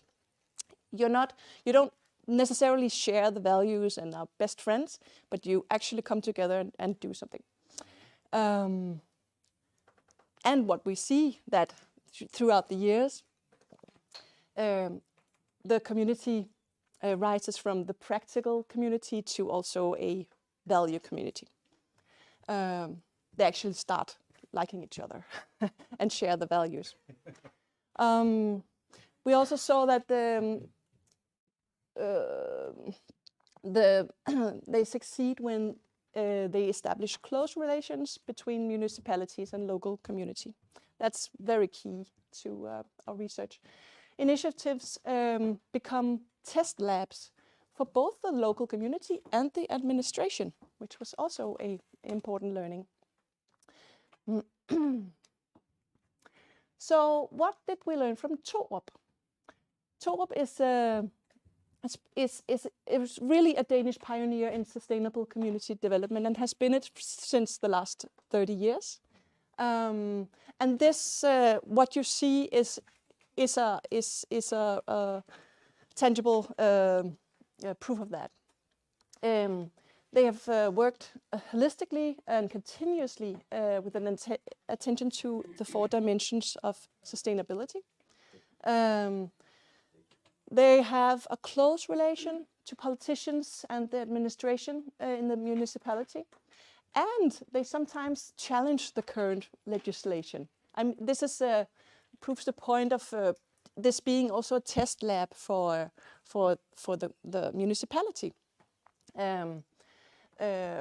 We talked to some of the guys at Halsnæs Kommune, and they were like, yeah, when they call, we are positively encouraged to keep to be enlightened on the matters of legislation because they call us and ask us and constantly challenge us. So also within the administration, this has very positive outcomes. External funding has been key to the initiatives in Torup. And also the green brand that comes out of Torup affects local identity. It affects settlement, which you see with development of Hvideland. It affects business and tourism. Not all small communities have a spisehus like you've visited yesterday, and it's quite amazing actually when you look at how your successes. So I'm as a consultant, we always do recommendations, so we've done recommendations specifically for local communities and local authorities working together. What can they do? They should uncover the place-specific natural and human resources and potentials, like you did in Holland. Netherlands. Netherlands. Very important. Very. Sorry, I'm a stupid Dane. Use local development plans to guide common direction. It is important to, okay, where do we want to go, and how do we work together around that? Define specific local goals. Establish green partnerships.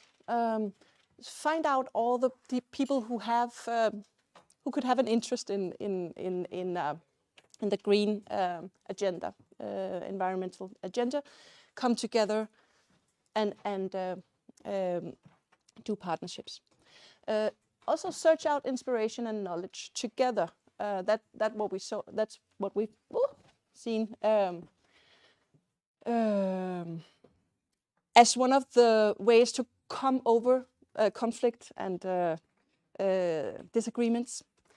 Go and look at other initiatives. Go into dialogue and see what you can use in your local context.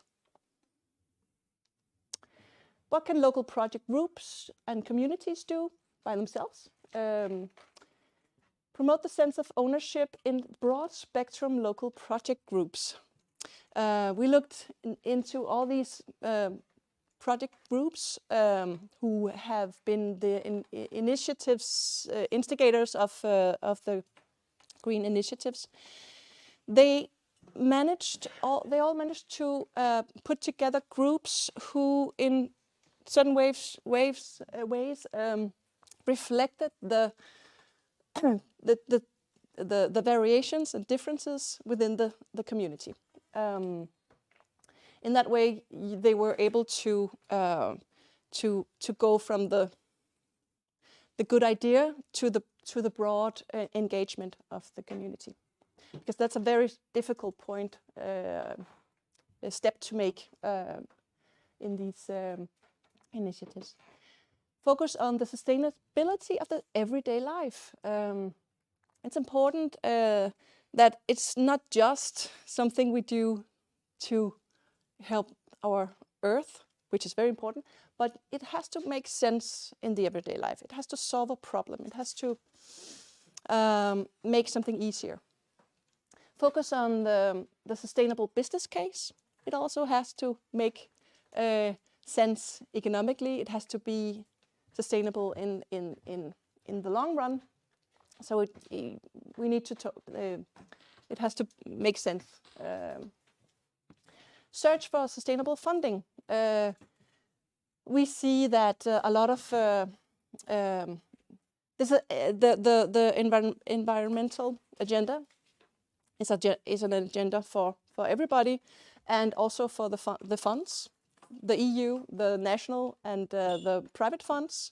They all have this on top of their minds. So it's actually a momentum to go in and search out these funding possibilities. What can the professional local authorities do?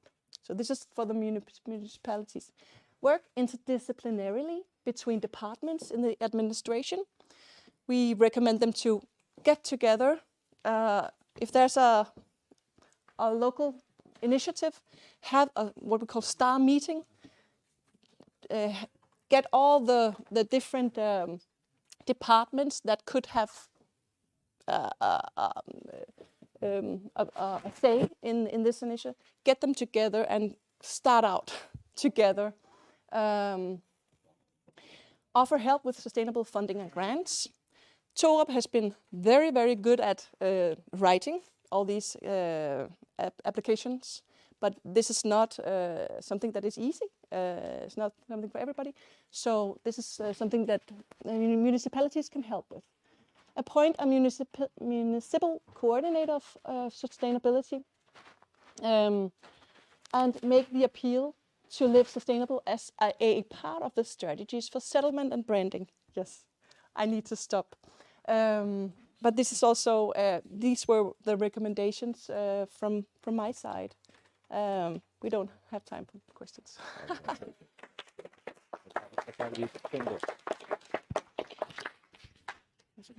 Yeah, we love the recommendations. Thanks very much, Susanne. Yeah, Susanne stole a little bit of your time, Lisbeth, but you had a few things to say yesterday, so I'm sure you can keep it within 5 minutes. I'm trying to be the bad guy here. So Torup Fund, this is one of the vehicles for local sustainable development, and the example here is how do you create a fund and what do you use it for? Yeah, we've been here for 30 years ago. A group of people came to Torup, bought a farm, and said, "Well, we are going to make an ecological part of the village." And after 30 years, the whole village is engaging in a lot of activities, and it's not a new ecological part of the village, it's a development in the whole village. So I'll go 2 up. 2 up. Yeah. Then 5 years ago, the municipality came up with the idea. Thank you. Came up with the idea that this area had been such a success that we should expand. They would like to have more inhabitants in this area because people came here with energy and resources, and so they thought that we could make a duplicate of the eco-village. We could take an area up here. You see, very important. Here goes the railway trail. They wanted to put an extension of the village on the other side of the railway. And in Torup, we found that a very bad idea. We thought it couldn't get together. So we decided to take things in our own hand. And we then found out how to do that. I didn't do that, right?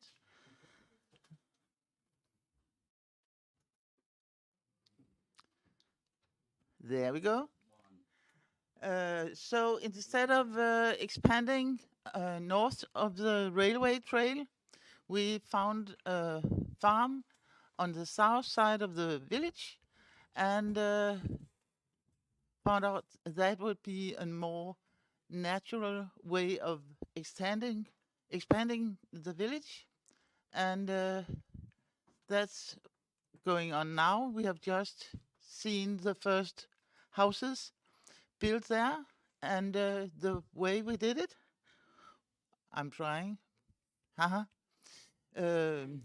We said we have to find means to buy the farm, and then the village of Torup was now so working together that it took us 5 weeks to collect the amount of money needed for constructing a fund which could buy the farm and the land with it, some of the land with it.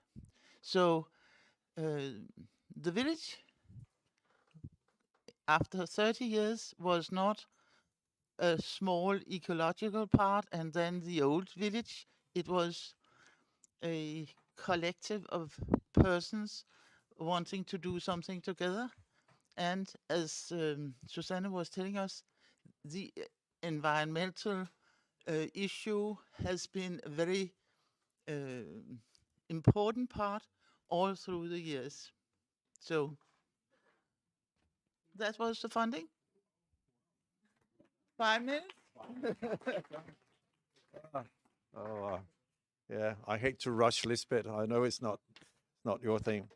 Of course, what we've been doing here over the years is also reflected in the Smart Rural 21 project.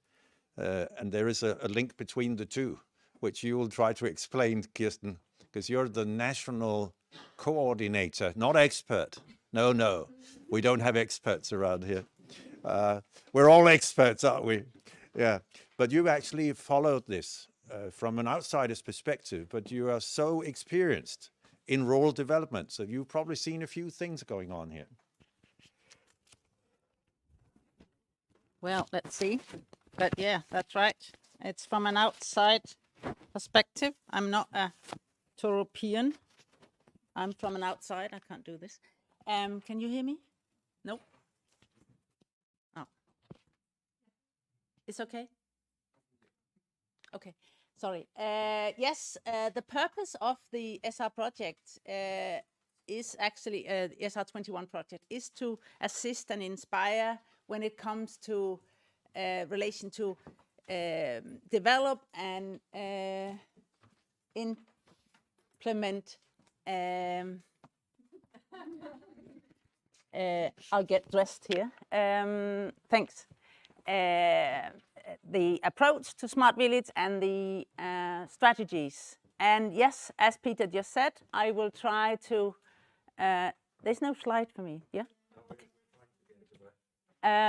So it is as an outsider, and I've tried to see how has Torup and how has the project contributed to this cooperation. And I think you have heard from Susanne as well that Torup is a very inspirational place.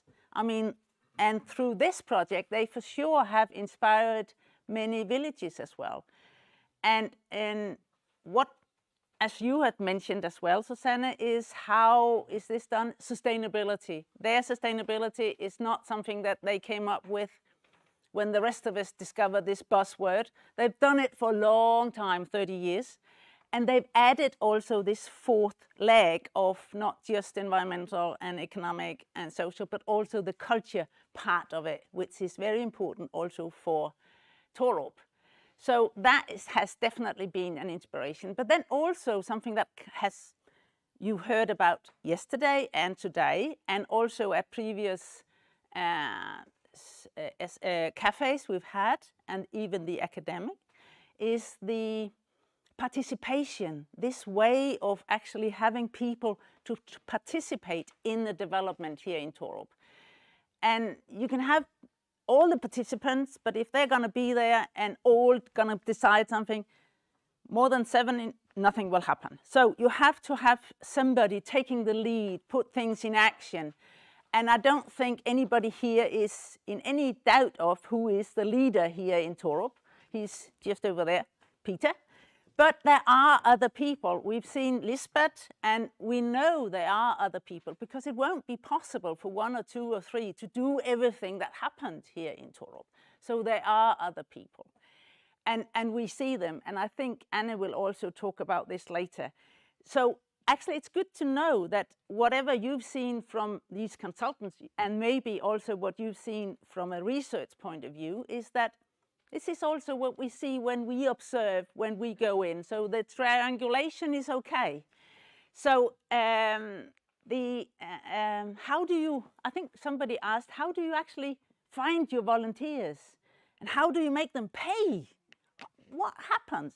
And I think from my point of view, living in a village, is that it's an investment. And I think you said some of it also, Susanna, that you are investing in your life, your everyday life. And the outcome is a better life for you and your family every day. So that's how we try to make sure that people invest in this. And the investment could be ideas or stuff, your competences or money. I mean, whatever, it's still an investment. So I think that's a lot of inspiration here from Torup to other villages. And then, of course, they're active. I mean, typical, they won't just sit back and wait until somebody come and help them. They will do something, and they're not afraid of taking alternative routes. So that also make them innovative. And Heino will speak more about one of the innovations, the Tool and Talent app, which they tried in this project to do. And that's also inspiration. So yes, Torup has been an inspiration, but what have they gained from this project? This is all what they've given us. So I think the most important outcome for Torup from this project is the Smart Village strategy. And this document, this strategy is stating where you want to go, which can be changed. I mean, it's not in stone, you can change that. But it's also stating where you are at. What is your strength? What is your assets? And part of that is your culture, your tradition. And that is so important that that is visible. It's this, that you are willing to help, that your tradition is to help, that you're open to ideas, that you are sustainable, of course. And this asset you should cherish, and I think you do, but you might also need to defend it. And due to that, it's good that it's now in a document. So especially in time where you are looking into maybe doubling the number of inhabitants, because they might have other values than the ones you have. So make sure you stick to your culture and keep that going. And I really hope that this strategy will help you. I wish you all the best with it, and I'm looking forward to follow. And I hope you will still inspire a lot of villages, but again, as your recommendation was, maybe also authorities about how things can be done, how dialogue should be, and not just talk, but also do something together. Thank you.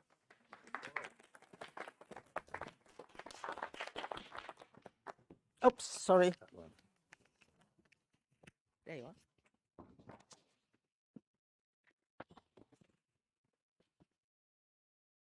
was hoping for us to do something, which we will do. Thanks very much. We have two current projects. One is to decentralize care for the elderly, and we're in a discussion with the municipality about that. They hate the idea, but never mind. And we're also certainly contemplating to apply to be what's called a free village, new Danish legislation, which means less, if you like, strict guidelines of all kinds of things. So we're heavily into that. So yes, there will be other initiatives. And thanks very much for your loving and caring word. That was very nice to hear from an outsider's perspective. We will dive into a concrete SR21 related project. And Heino, we have your good help to do that, because we've actually developed an app which is called Tools and Talents. This is an app that actually goes heavily into sustainability issues. It's about sharing resources, not just tools, but also competences and talents. And you will try to not be so technical, but try to see some of the perspectives in this, Heino. And we're so happy that you're our expert, because you live this as well. You live in a village. You're one of these. You're one of us. You understand what we say when we make mistakes. You're not cross with us, and it's very nice. So Heino, over to you.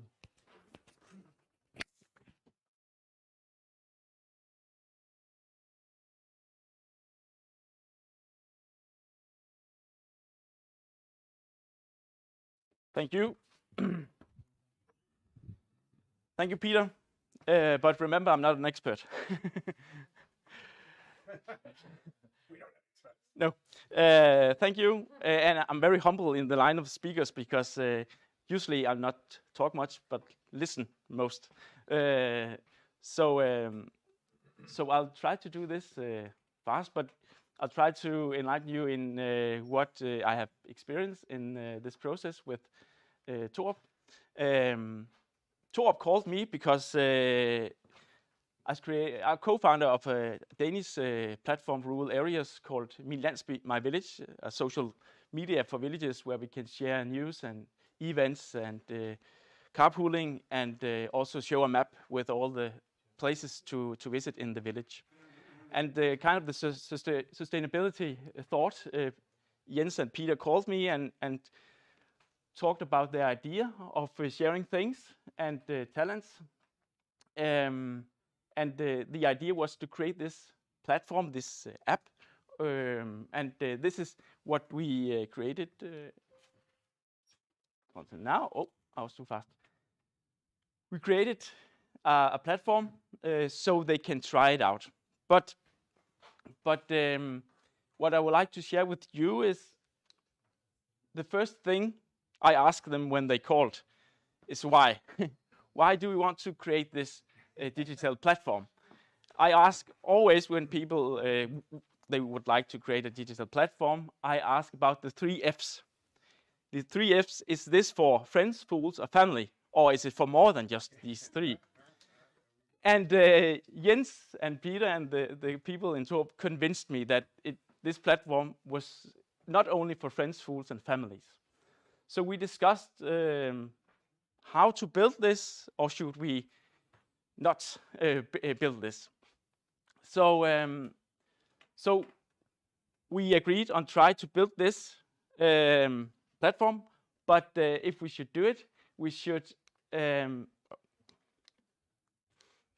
make a plan for building this. And if we should build it, we should do it very simple and very cheap, so we could test something out. So we agreed on fail fast and fail fast again and again. So I created a plan with them, a timeline where we should choose which platform should we develop this in. We tried to make this description of the plan with all these things this platform should be able to do, and how should we develop this, and who should develop this platform. who should create this content which should be in the platform, because there's two things in this. There's the tool things. Torup has always some thoughts and ideas with making this guide bank with all their tools they can share with each other. But the other thoughts was making this overview of talents in Torup. Who can help me build my house, and who can help me play the piano, and all these things. And especially because they are expanding all the newcomers and citizens in Torup, then they need to have an overview of who has the talents in Torup. So there was a lot of things that we should try, and what was very important in this was that we kind of created a circle in develop, test and analyze it, and then build again.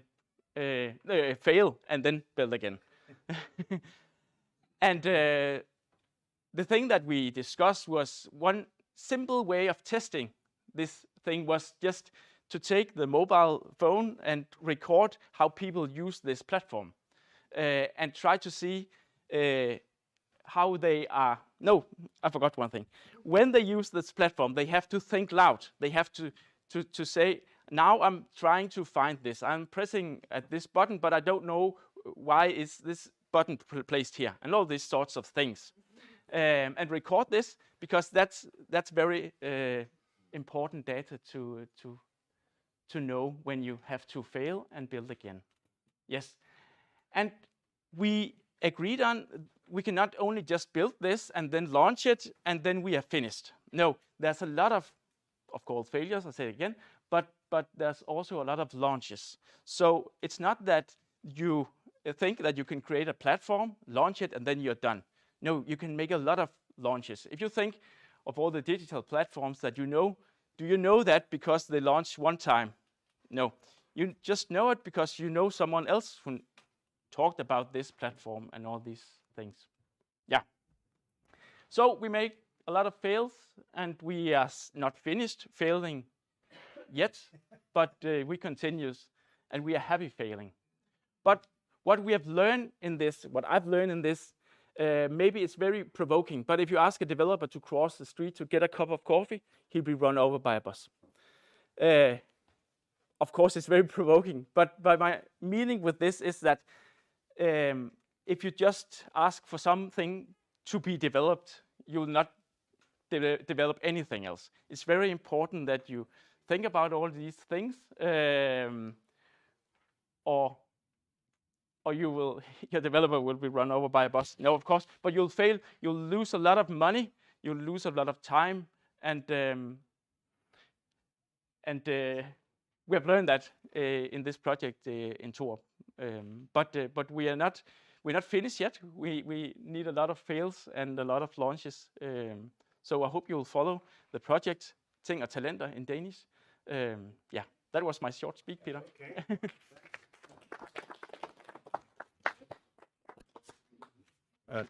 An interesting comment to the idea of smart solutions, because this is more like smart work in progress. So that's what we're doing here, and we're certainly not finished with it. So thanks very much, Heine, for taking us on this ride. We will leave the practicalities and the local solutions just now and go back full circle to some more research work. Again, with taking the departure from Torup, but certainly putting this in a bigger context. This is Copenhagen University. You and your colleague, Martin, were here. You talked to people, you had questionnaires, there were lots of things going on. And you had an interesting hypothesis when you started out here, was that the local life, especially the life around voluntary work, was concentrated on a few people, and also that there were probably not a lot of links between the eco-village part and the rest of Torup. So it was interesting as starting out with a hypothesis. I wonder what happened to your hypothesis after that. Over to you.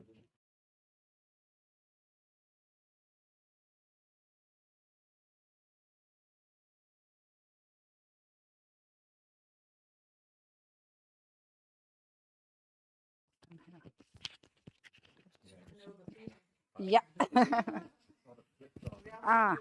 Here? Is it fine? Okay. Hello, I'm Anna, and thank you very much for inviting me to come here and share some of the understandings which we got by looking into what Torup is and what Torup does. And as Peter is saying, I'm Anna, and my colleague Martin was very much part of this here. And then we also had two student helpers with us, Christopher and Matthias, and they were the ones doing the hard work, talking to people, like making all the surveys and so on. But Martin and I, we were of course also parts of it very much, doing workshops and so on. But let's have a look at it here. Do I press here somewhere or? Okay, so first slide, please.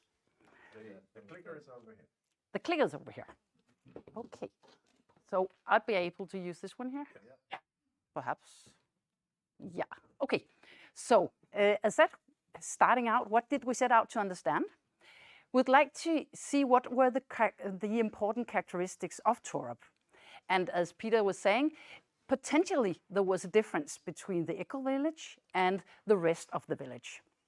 And here throughout, I'll be calling it Torup in brackets, or in these small sayings, instead of saying the rest.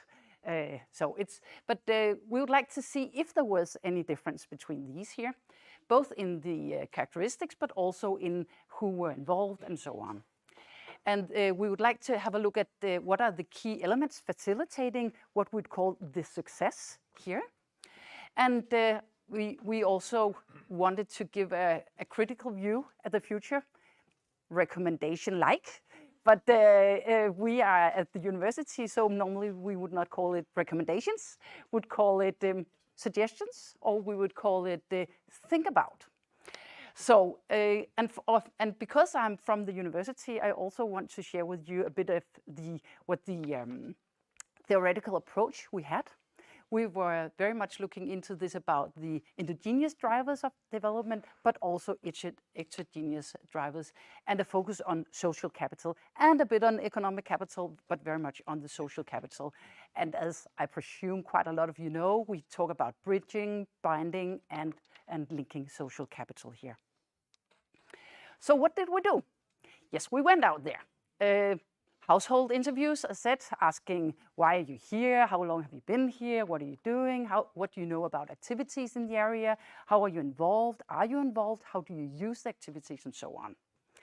Then we also did a survey at the Torup market as an example, you could say, of a lot of the activities which are going on here, as Peter has also showed to you when you were out yesterday.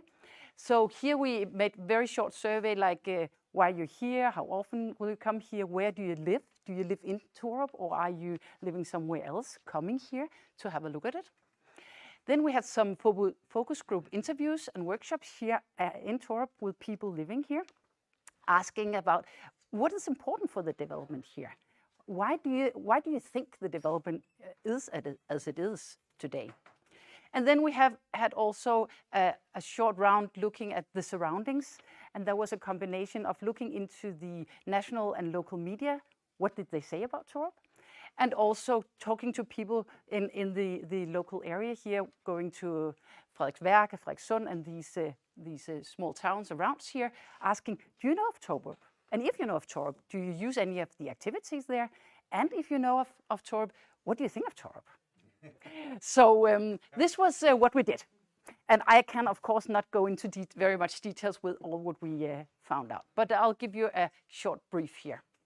So related to the households and the networks and the activities, when were they settled?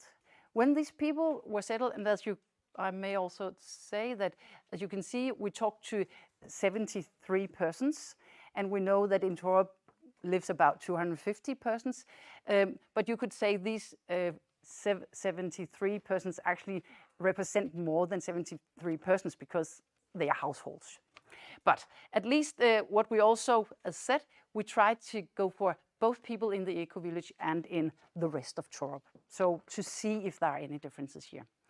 And we could see that people had been living here for approximately 15 years, but there are also long-time residents here, especially in the rest of Torup. Not so much in the eco-village, you would know, of course, because it's from, it was settled here in 1990. So, of course, it cannot be very long residence here.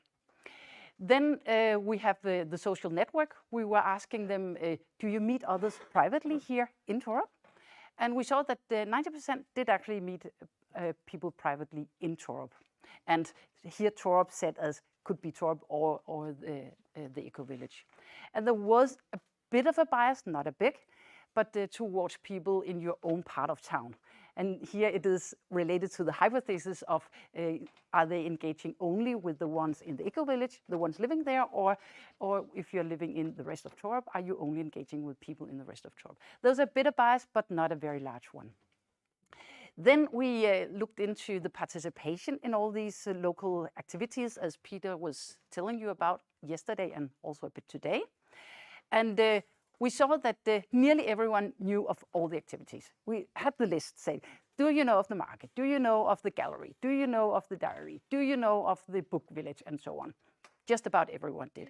And there was a bit, again, bias towards not that many people knowing all the activities when you were living in the rest of Torup. But again, just a tiny bit of bias. Then we asked, have you participated in any of these activities? One thing is knowing them, but did you actually participate in them? And there was nearly, again, everyone said, yes, we've participated in one or the other. And again, some bias towards more eco-village people participating, but not a very large one, really.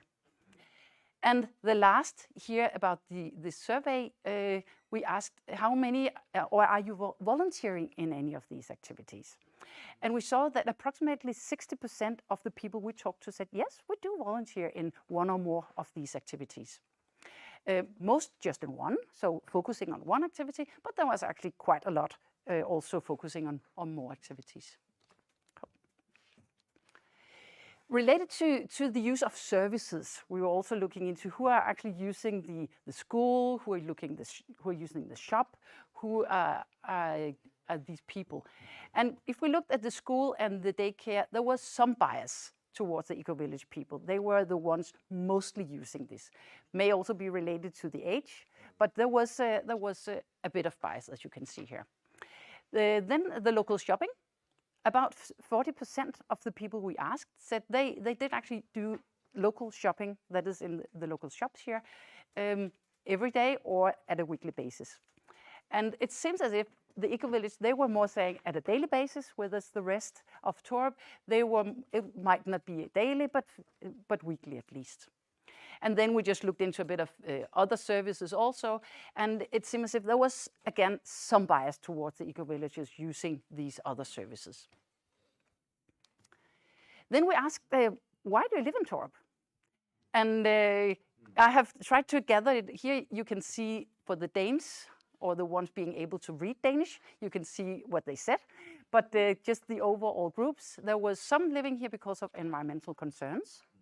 There were some living here because of the local, and I've said social environment in brackets, because some also said it's nice, the nice nature or something the like here. And then we also had people saying, I live here because I don't want to live in Copenhagen. So a push away from the big city. That's why they came here. Then, as an example of one of the activities here, we made the survey at the market.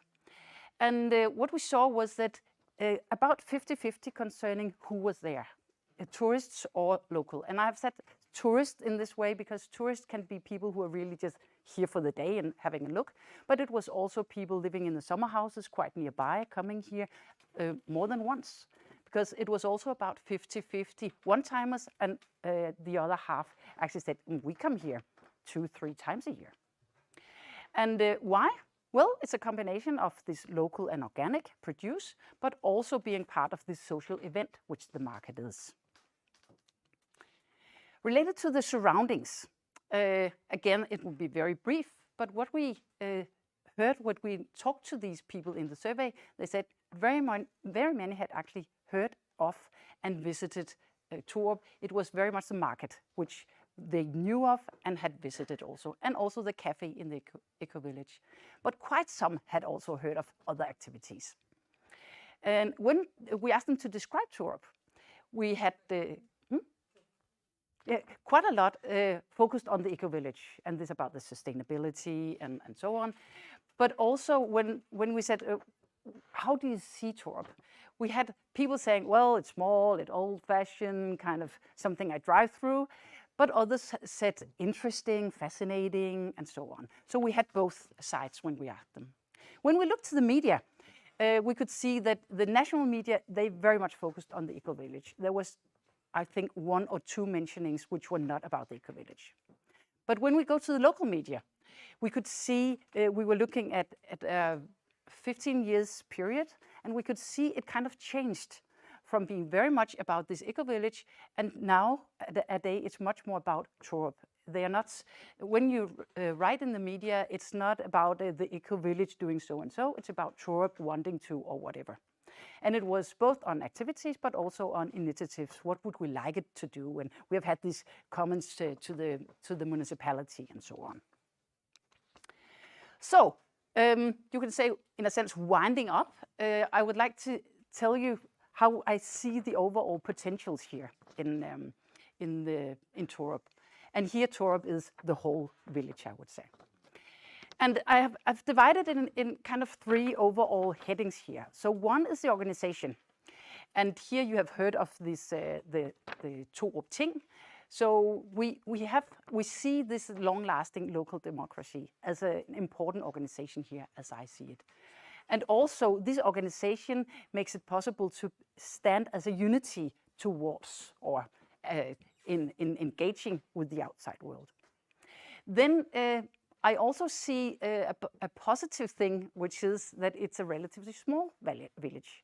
And we had a lot of people saying, well, we all know each other, it's easy to get to know everyone, so you have a good overview of this what is going on. And then we saw a very strong, both formal and informal network. We have the Facebook group, and now we'll have this Ting og Talenter, which is also, I see as a networking part here. Then there's a whole important thing about this culture which is facilitating, and which can't remember, was it Kirsten talking very much about this culture.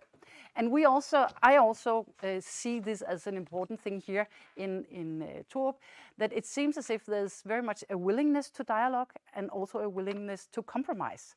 In one of the workshops, we had people saying, well, I may not really think this idea is a good idea, but I'll come along anyway, and then we'll have to change it a bit, and then we can compromise and end up in a good project here. We also see a great willingness to contribute. That is money, but it's also front runners and also people following up. Yes, we'd like to contribute here. And this whole collaboration is also very important as we see it. We see that it seems as if the activities actually gets volume because of collaboration. So there's one activity, they are not like standalone activities, they are collaborating also. And cross-fertilizing each other, saying, well, we're doing this, well, we could like to do something else a bit the same, and discuss how can we do it. And then last but not least, I think it's important to say that there's also something from the outside here. Torup has a good location. If you have a look at it here, I don't know how much you know of Denmark and the area here, but we have Torup here, and all this are settlements. These are settlements, these are permanent settlements, these are summer houses. So there are a lot of people around here also to get into some of the activities here. And we have the public transport, the train, as Peter is also talking about. And we have the I can call it being known. There's a brand here. And that also makes the possibility for getting hold of investments. So in theoretical terms, what I see here is very much about social capital. You could say that's why I was setting out also. So of course I saw social capital here. But how did I see social capital? Well, I saw a village having a lot of bridging social capital. That is this willingness to dialogue and participate in activities across. We also see bonding social capital here.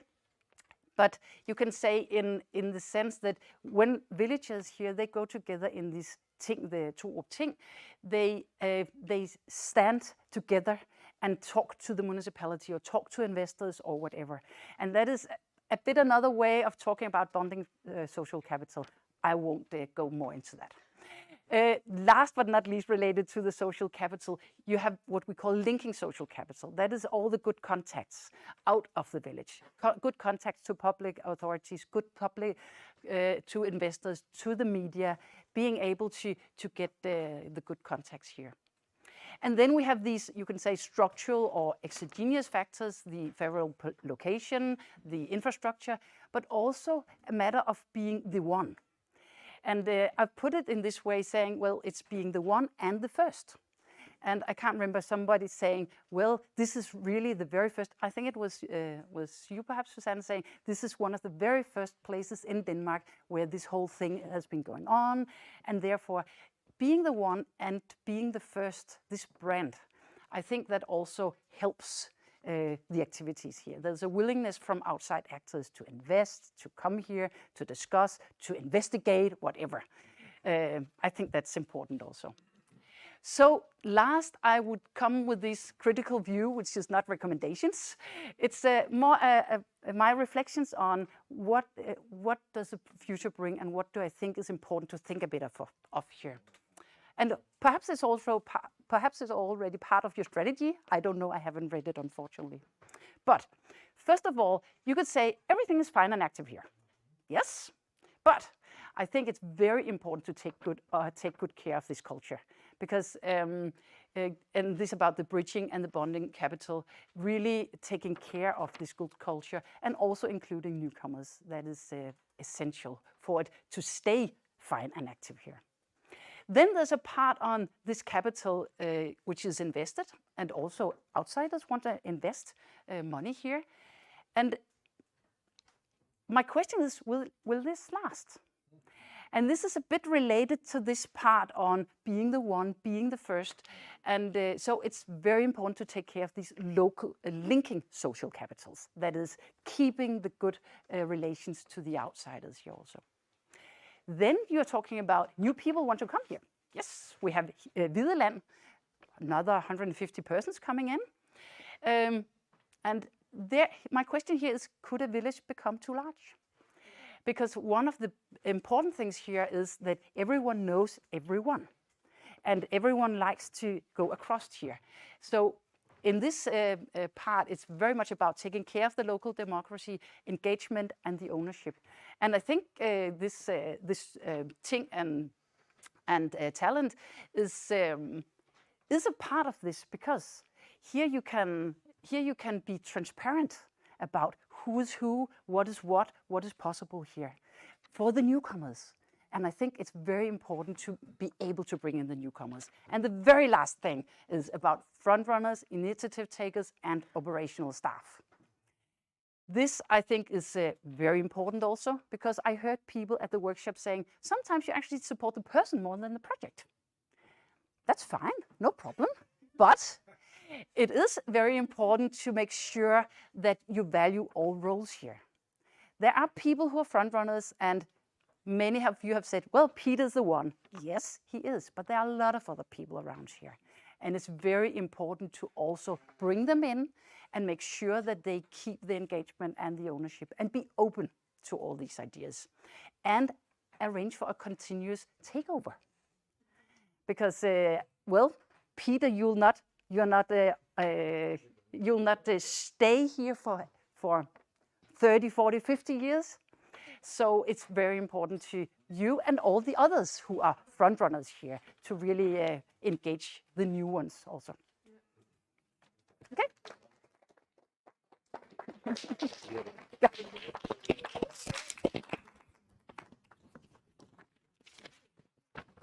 I like these kinds of researchers. Thank you very much for your engagement and also for sharing this. Anna and her colleagues have actually been sharing this. We have these common meetings and common dinners and so on. And on occasions, we have these kinds of people, you know, researchers coming in and reflecting on what we're actually doing. And I really liked that we had an opportunity also to do that today, to reflect that. Because quite often we're practitioners, we do things, we have projects. but reflecting about why and how, and also, if you like, the future about this, all these issues are really important. And it's very important, I think, for us also to communicate through this type of activity, which is research-based. So that's what we've been trying to do here in this particular part. So thanks to all of you, Susanne, yeah, all of you. We have some questions perhaps, and you're going to help us through that?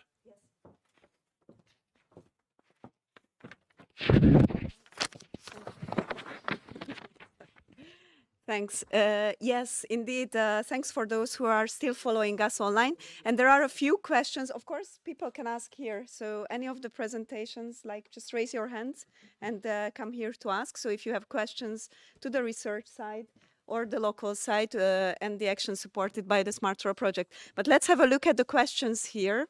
Maybe we go, I think that's been up for a while and we are hoping to answer that, how to engage the local community. But Anita, if you can scroll a bit further down. I think there was a bunch of, there were some questions for Suzanne. So to start with that, where is the fun factor in bark, in the bark approach, Suzanne?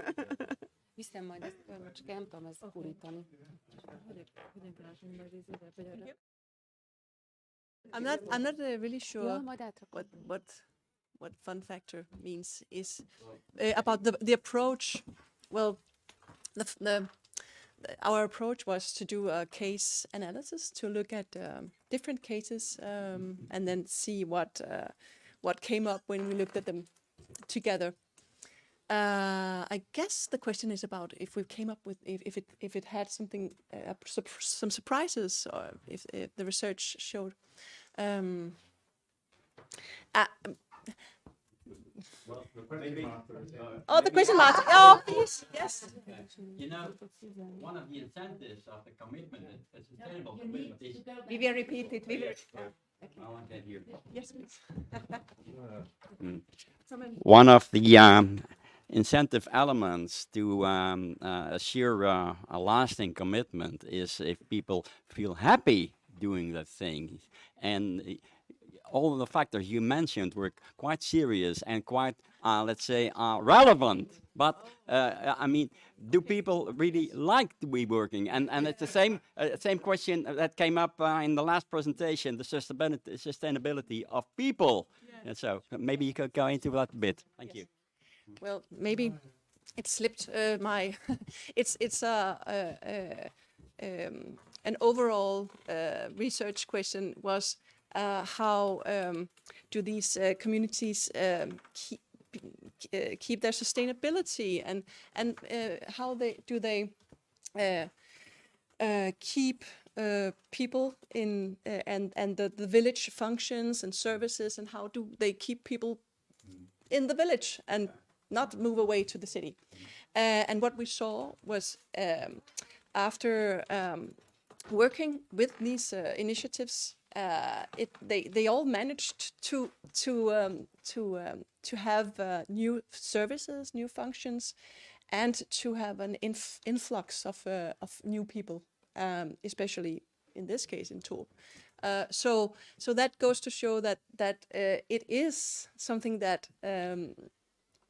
working sustainable with the commitment and the engagement and the taking the matters in your own hands is something that really creates identity and life quality.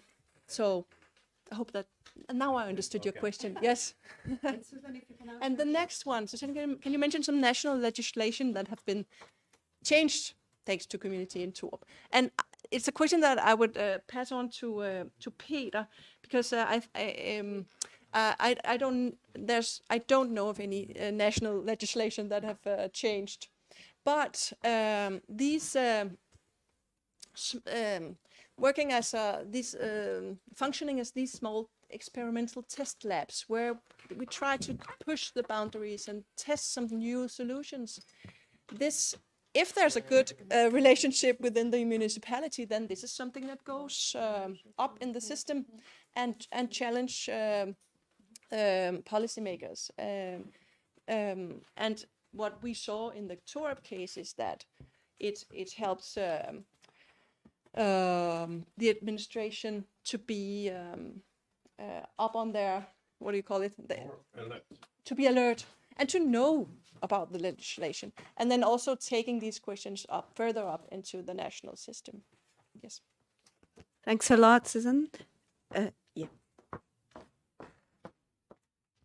Well, one comment to this concerning legislation, you could also see what we call local plans as legislation, and asking the municipality to change from this this new eco part being on the other side of the railway station and moving it towards Videland, where Videland is now done, I would see as a kind of change of the legislation, but at a local level. Also, I know that a lot of the pushing borders and boundaries has been around building sustainably with materials, and the whole establishment of Videland has put many great questions up in the air. And should you have your own what's it called? Sewage system. Is that the best environmentally best solution, or is it not? And these questions are also going on the national level, and a lot of knowledge can actually inform the national level of because it's very present. Thank you. Peter, do you want to add something to that, or we can? Yeah, okay. I was so curious which legislation you need to tell us that though. Okay, maybe some reflections on some of the other questions, and then I think we will go to the discussions. I think there is a group of questions which really concerns like this possible burnout with the voluntary workers, like those who invest a lot, and how you keep that engagement, and how you ensure that it's not only the convinced people, so the small group of people, but the less convinced are also engaging, and then also those with less financial resources, so how to involve them. So I think there is this bunch of questions which are really relevant, and I'm curious if anyone wants to reflect on that, Peter.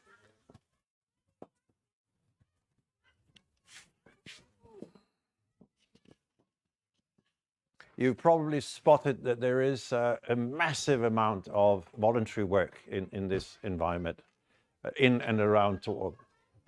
What we're trying to do is to follow the energy, which means that people have special interest in something, and we support that. So it means, for instance, some people are really interested in jazz.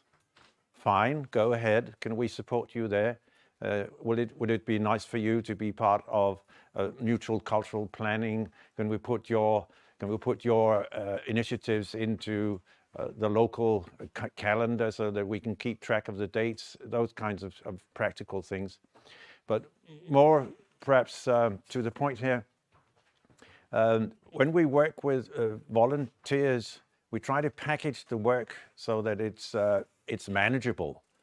Which means, in fact, trying to limit the amount of work and trying to also put it into some kind of context. So, for instance, when we worked with establishing Videland, it took some effort actually to take the initiative in terms of facilitating the planning process. So instead of saying to people, now you do the planning, we said, here's a matrix. This is how you do planning. This is how the end product should look like in terms of the matrix. These are the points you should address. We handpicked 5 people. We said, you've got 5 meetings and 3 months to do this. So we packaged this. And we said, if you get into trouble, we'll certainly help you. But this was if you like, the ownership of that group during that period. And it meant that they could see that they had an end product. They had a few meetings, they had a few months to do this, and they could see the use of this as well. We're actually doing the planning for the local people here, with the local people. We consulted on the way to see whether we were on track also with other people. We had open meetings, you know, Torup had open meetings about this and we said, this is what we're actually doing, but it was manageable. And this is, I think, a nice concrete example of how you can actually work with getting through the difficulties of voluntary work, which is quite often, it goes on forever. You can't see the end of it. You don't know the limits of it. What are the expectations here? What is the end product? How do people, when are we a success? That people don't know about this. But if you package it, you get through some of that. And also, of course, encourage people on the way and make a celebration of the product that came out of this, what actually came out of this. So these celebrations are also very important, and the visibility going through to that. I could talk a lot about that, but I will not. You can do that in the working group as well.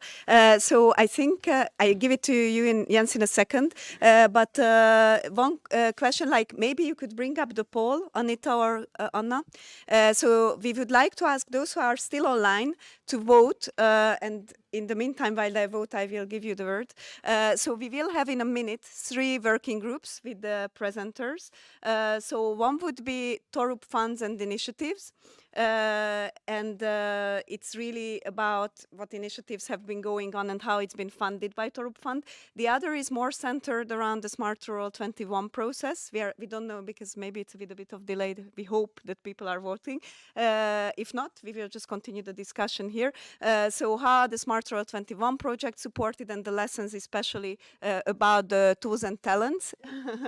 It's one person voting already. Okay, those who are here, please don't vote. Okay, because you can join whichever table. This is really for the online participants who still listen to us, because we will set the camera so that you can follow one discussion. And the third one is really about the research side, which Peter was emphasizing. So it's with Suzanne and Anne. They can tell more about what research they've been doing.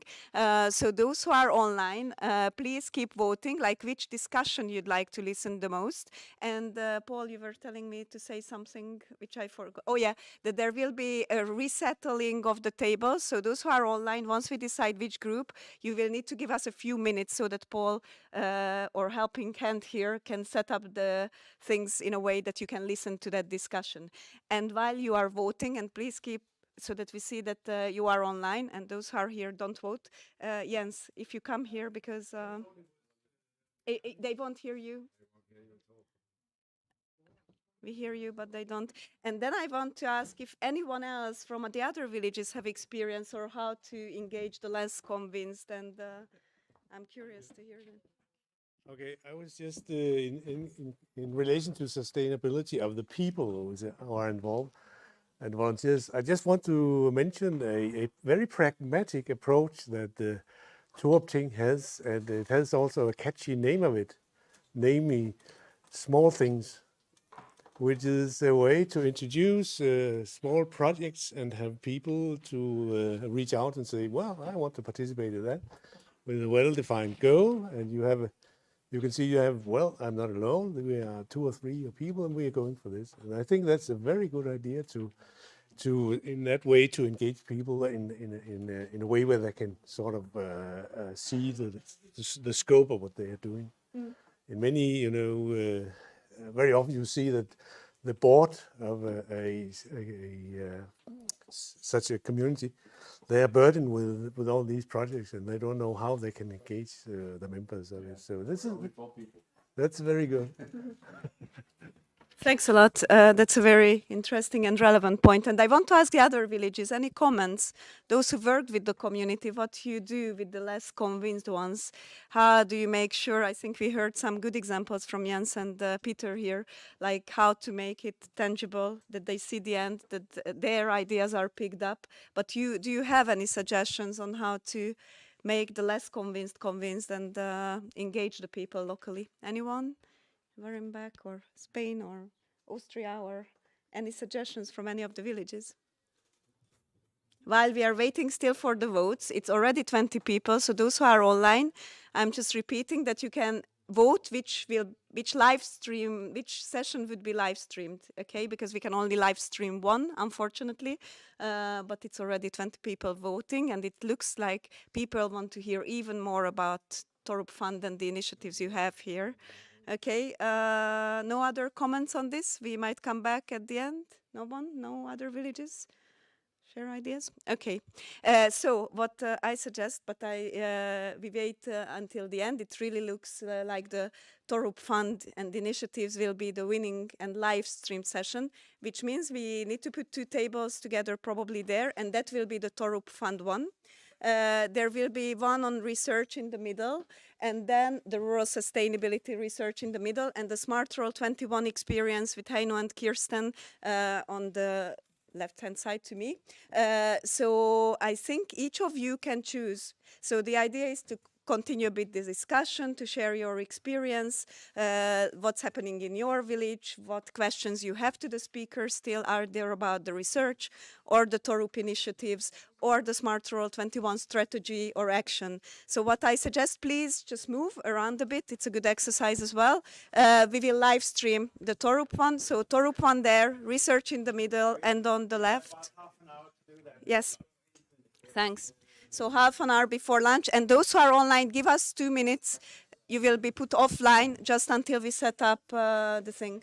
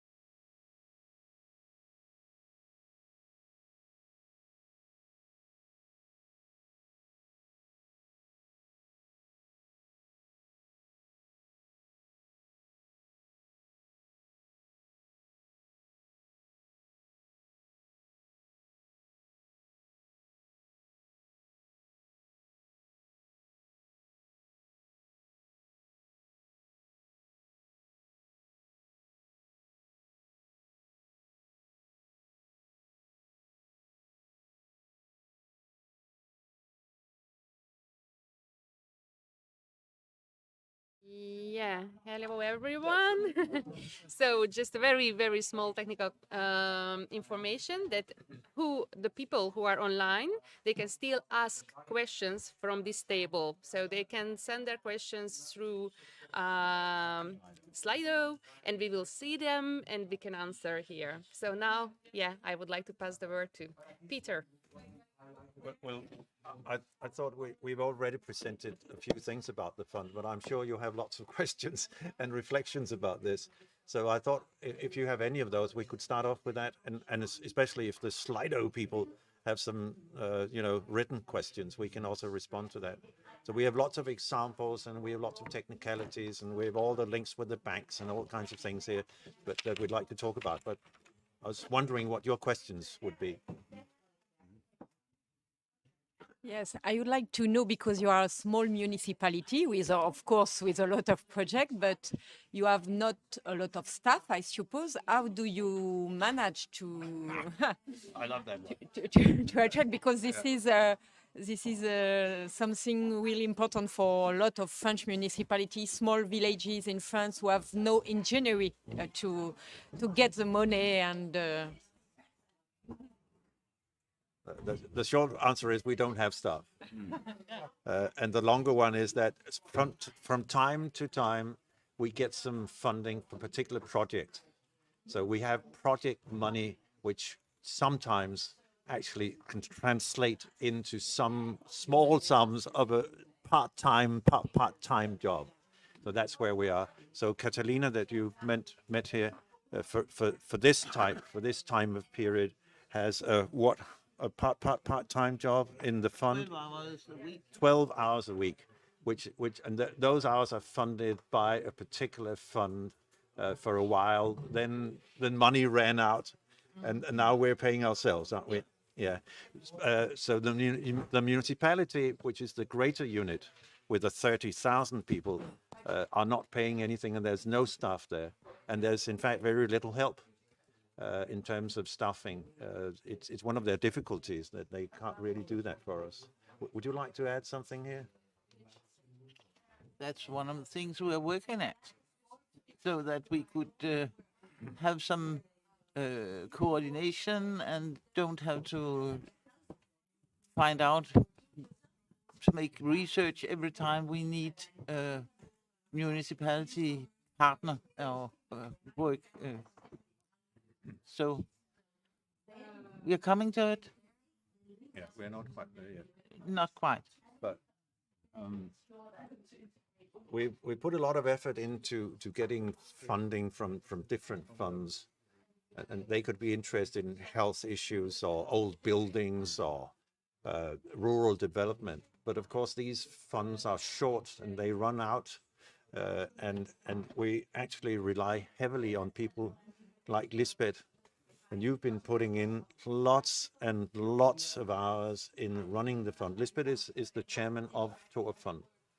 And this certainly doesn't run on itself. There's a lot of technical stuff. There's a lot of people's relations. There's the contact to the municipality, all kinds of building questions and sewage questions and all kinds of stuff. And so all this is run on a voluntary basis. So we're so lucky to have the expertise, but also the strength and the clout and the continuation. But I also think just the other day we had an answer from the municipality, and I think, oh, we can't, I know nothing about that, but we have, then I know who has the talents, where to go and to get us to the next step. And that's very, very important, not to say, oh, I don't know anything about purification of wastewater, what can I do? I go and ask Björn, because he knows what to do. And we have a lot of talents in this village, and working together in so many projects makes us conscious of where to go and where to find the support I need when I stumble over something. And that's very, very important to have these often meetings, frequent meetings where you can find out who knows what, where can I go, and people participating in those meetings, frequent meetings, are also very interested in the community, the social community here, and to be helpful when it's needed. So I guess this is the social capital side that we're talking about here, which is very important. And there are lots of talented people here. Yeah. What other reflections do you have? Yeah. I got two questions actually. One about the funding. Let's start with that one because it fits in the procedure. Told us about the project we are running, and it's more or less successful. And we are considering setting up a revolving fund, which means that when a project starts, we can supply them a subvention, or we know the ways to get them a subvention, and we make the deal with the project leader that it's just a loan. When the project turns out to be profitable, it should be returned so we can finance another one. And I wonder if you have considered that variation as well, and whether it's workable or not. So. Yeah, we're not quite there yet. Okay. But that is a wonderful idea. That would also it would involve some getting some capital together that could actually be a loan. And we're not there yet, but it's really a fascinating idea. Wow. This is local capital for local investment. Exactly. Yeah. Exactly. Yeah. As you've heard, a lot of projects here have investments from local people, but that's as close as we get. Okay. I'd like to ask a question about. This is Chu. He's a Dane. Yeah. I can Yeah. Danish also. That's okay. But I know, but it's if Torup is a kind of experiment, or what I say, and you have developed a kind of small municipality in the municipality. That means, but you haven't made a municipality. The municipality is where you have a secretary, you have administration, and so on. You only have Lisbeth, and you have Peter, and you have a lot of volunteers. What do you think? What do you think the next level of that kind of society development? Where are we heading? Oh, that's a lovely question. Shall I try to start this one, Lisbeth? Yeah. I can take over. We've had some discussions, not very much yet, but we've had some discussions on how far should we go into this. There are some policymakers that would like to develop the local democracy in terms of also taking over service functions. And I think I mentioned that we're entering in now to a discussion with the municipality how we can take care of the elderly on a local basis rather than having a centralized system. And that'll accentuate that particular debate. Do we need some kind of administration? How far will we go into actually acting as a service provider? And I've been reluctant to go down that route. So far, we're actually relying on voluntary work, but it could be the next logical step to create some kind of mini administration also. But we don't want to duplicate what's already being done in the municipality. So it's a real balance between the two. I'm sure that you have lots of thoughts about this as well, Lisbeth. We have been talking and working on a project called Landsby Village Pedeller. Janitor. A village janitor who can assist people who have small things they can't find out, and then could have help from a janitor. And we have had the first discussion with the municipality about that. But I think that sustainability, when we are talking about making rural settlements sustainable, with our own purification, with our own heating system, we are making a sustainable model for rural life, then it could or should also include our elderly doesn't have their meals from 10 kilometers away. They get their meals from our local restaurant, and to reduce transport, to make local engagement in this is how we want to live our lives. And well, we are not quite there yet. And all this will drive us in the direction that you just talked about, because this will need some kind of coordination, administration, budgets, all that. And how far do we want to go into this? You might have comments on this, because you're probably experiencing some of the same things. But I'm so happy to get this question to you, and thank you very much. Yeah. May I have a Yeah, go ahead. Subsequent question. I do not want to dominate the discussion, so I'm sorry on forehand.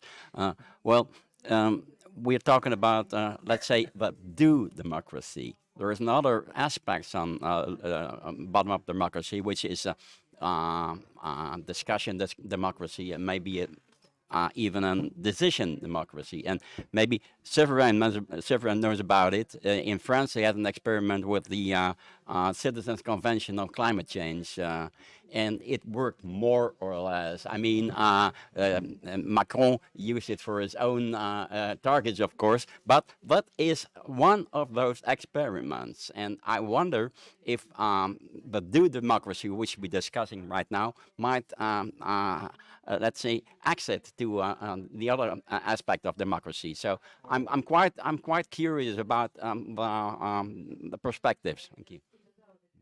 Are there any comments on this? The discussion democracy?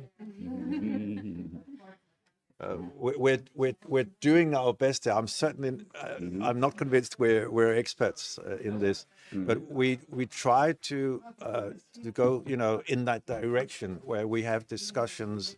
Let's take the current discussion about the village extension. Exactly. The village Videland that we've talked about, and that was the subject of at least I remember 3 or 4 common meetings within Torup, our local democracy, where we discussed whether we wanted this, how far we would like to go, where should it be. We invited the local farmer with the farm who was going perhaps to sell it, whether he was actually engaged in this. People met to discuss how we would like to do the planning together. All these were discussions, but of course in the end we got in the steering group, the board of our local democracy, we got this together and provided the municipality with the results of the discussion. So we actually distilled the discussion.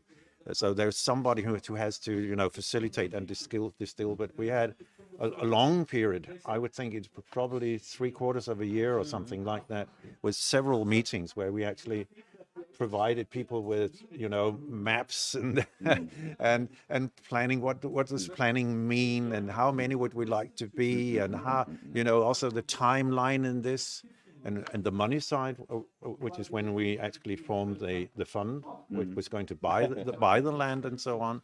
How are we going to do that? So there was a long discussion. I'm not sure everyone felt included. I think some people actually didn't feel included, and afterwards discovered that there had been a discussion about this. So I'm not sure we didn't cover everyone. We covered a lot of people, but there's always 1 or 2 who said I was never included in that type of discussion, and I'm not sure how we get there.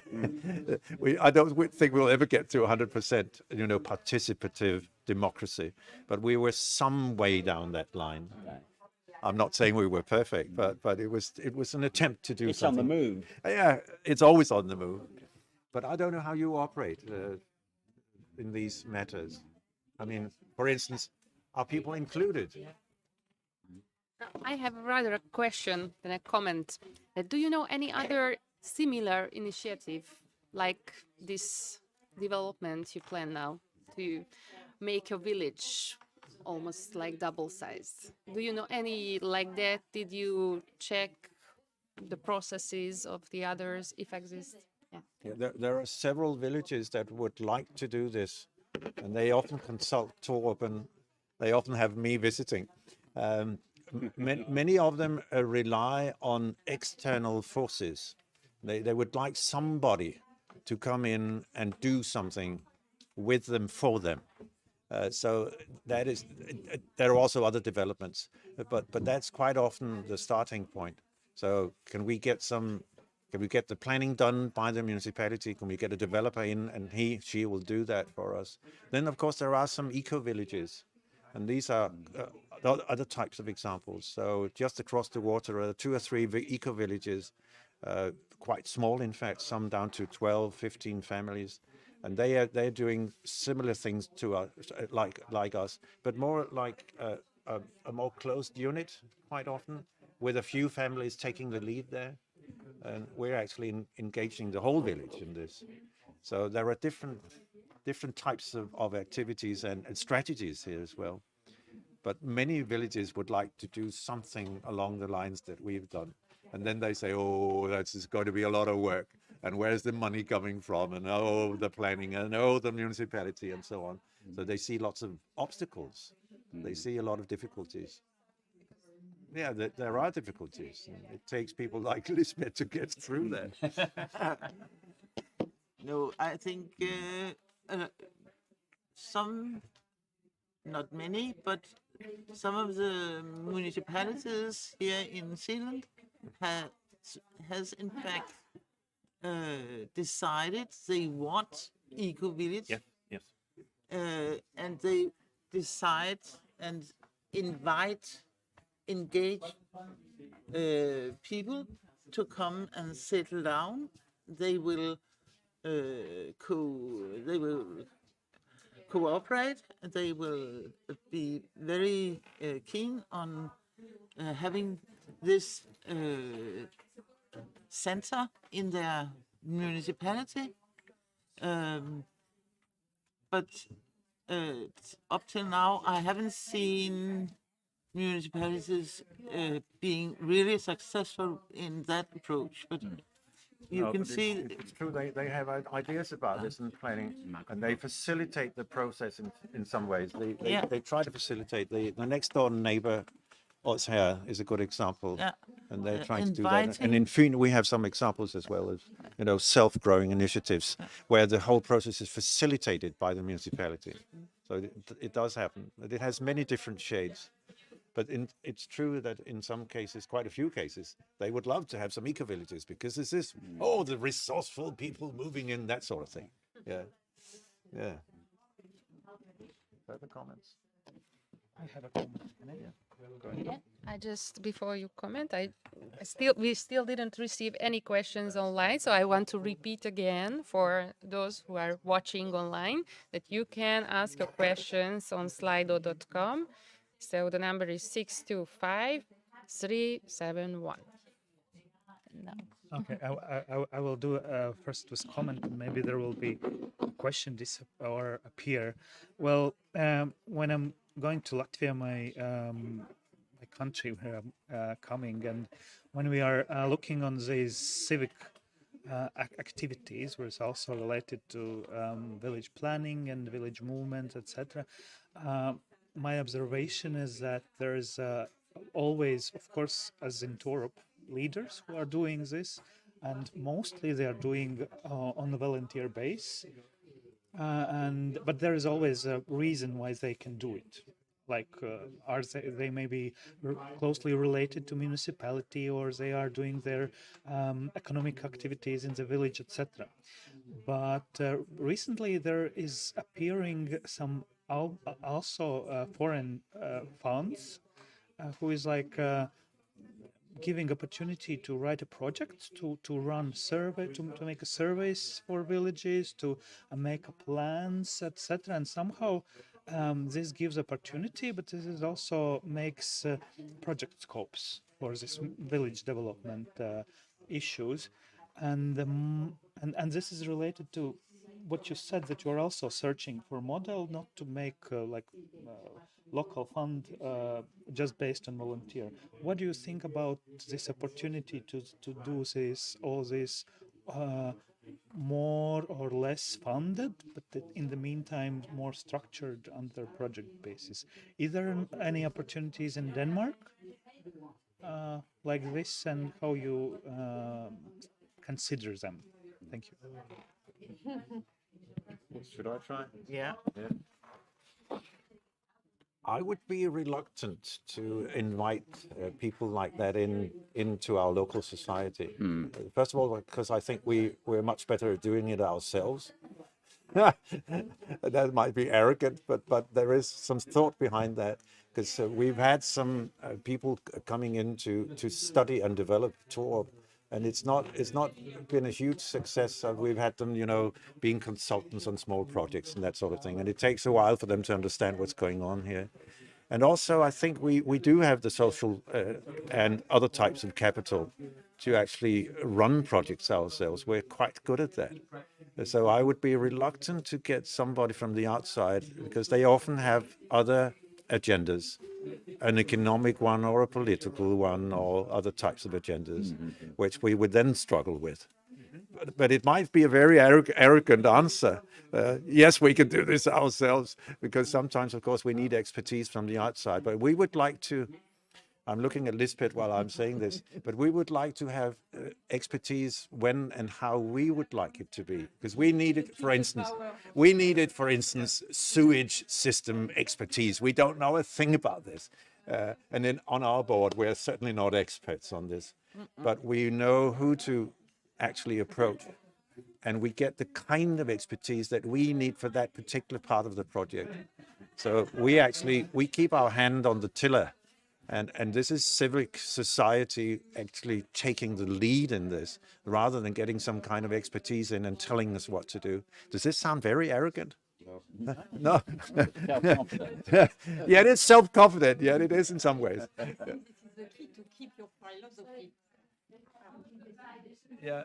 No, I was telling that I agree with you, because I think this is the way to keep the philosophy and to keep the spirit of your approach, because there's a point there. Yeah. But sometimes, of course, you fail. Yes, but if you want to innovate and to change things, you have the right to fail. Yes, but if we want to take our experiences out in the world and giving them to other people, then sometimes we have to rely on coordination, to research from experts who know how to measure our new earth heating collective system in the new village. We have to document what we are doing so that others can go and do it if it's okay. If we don't fail, if we success, we have to document our successes so to sell them to the world, so other villages. So we can't be an island. No, we have to. Yeah, we have to find researchers. We have to rely on or coordinate to document our results. Well, we don't do all this just for ourselves.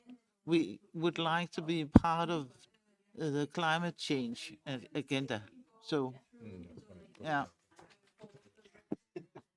We received a question online If a municipality comes in to help a village to become an eco-village adapting the Torup model, it might lose its bottom-up community approach, isn't it? Oh, Lisbeth has 30 years of experience in this field. Did you get the question, Lisbeth? Not quite. Okay, I repeat. If a municipality comes in to help a village to become an eco-village, adapting the Torup model, it might lose its bottom-up community approach, isn't it? The discussion between top-down and bottom-up approaches. Yeah, you have a lot of experience there. I don't think you can change not ecological village and then come and say, well, now we just turn it and no more spreading DDT on your lawn. You have to go into this new project. I think if you try to start it from the top, it will fail. Can I say a few words about this? It's really an interesting question because it's the dialogue between top-down and bottom-up approaches, and I think in fact we need both. Most of these successful projects are bottom-up approaches, like Düsekil Eco Village and many others, but they need some kind of a link with the outside world, including the municipality, in terms of planning, in terms of facilities, in terms of social services, all that. And there is a constant dialogue between local development and the more, if you like, centralized or political administrative level on the level of municipalities. And we have that going on all the time. I have meetings at least 10 times a year with politicians, different parts of the administration and so on, to actually point to difficulties or solutions. We have some traffic problems on our streets here. We would like to have more bicycle lanes. How we do this? We can't do this on our own. It's an eco-village approach, but it certainly needs the cooperation with the municipalities. I also work on a regional and national level. Kim will talk about this later on. He's a politician in the region. And we have close links with politicians and administration also on that level when it comes to matters that are decided by the region or the state. So there are all these intertwining links all the time. But taking the idea of an eco-village and say, we want this and here's what you do. I certainly agree with with Lisbeth. That wouldn't be a very fruitful approach. But on the other hand, now 30 years ago we started this eco-village, and there was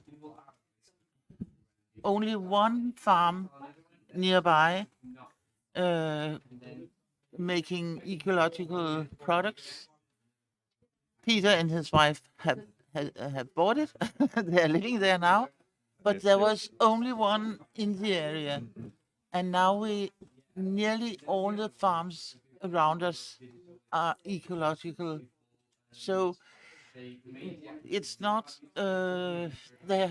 we haven't gone breaking the arms on the farmers saying you have to make ecological food for us, but it has spread.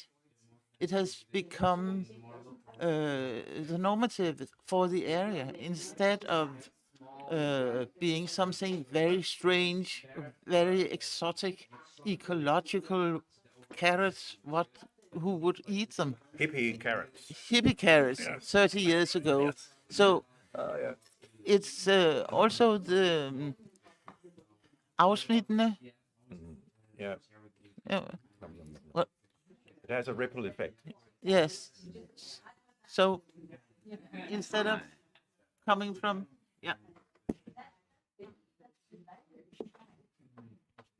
Okay. Anyone, any more questions or comments? We're almost at the Yeah. end of this. A last one.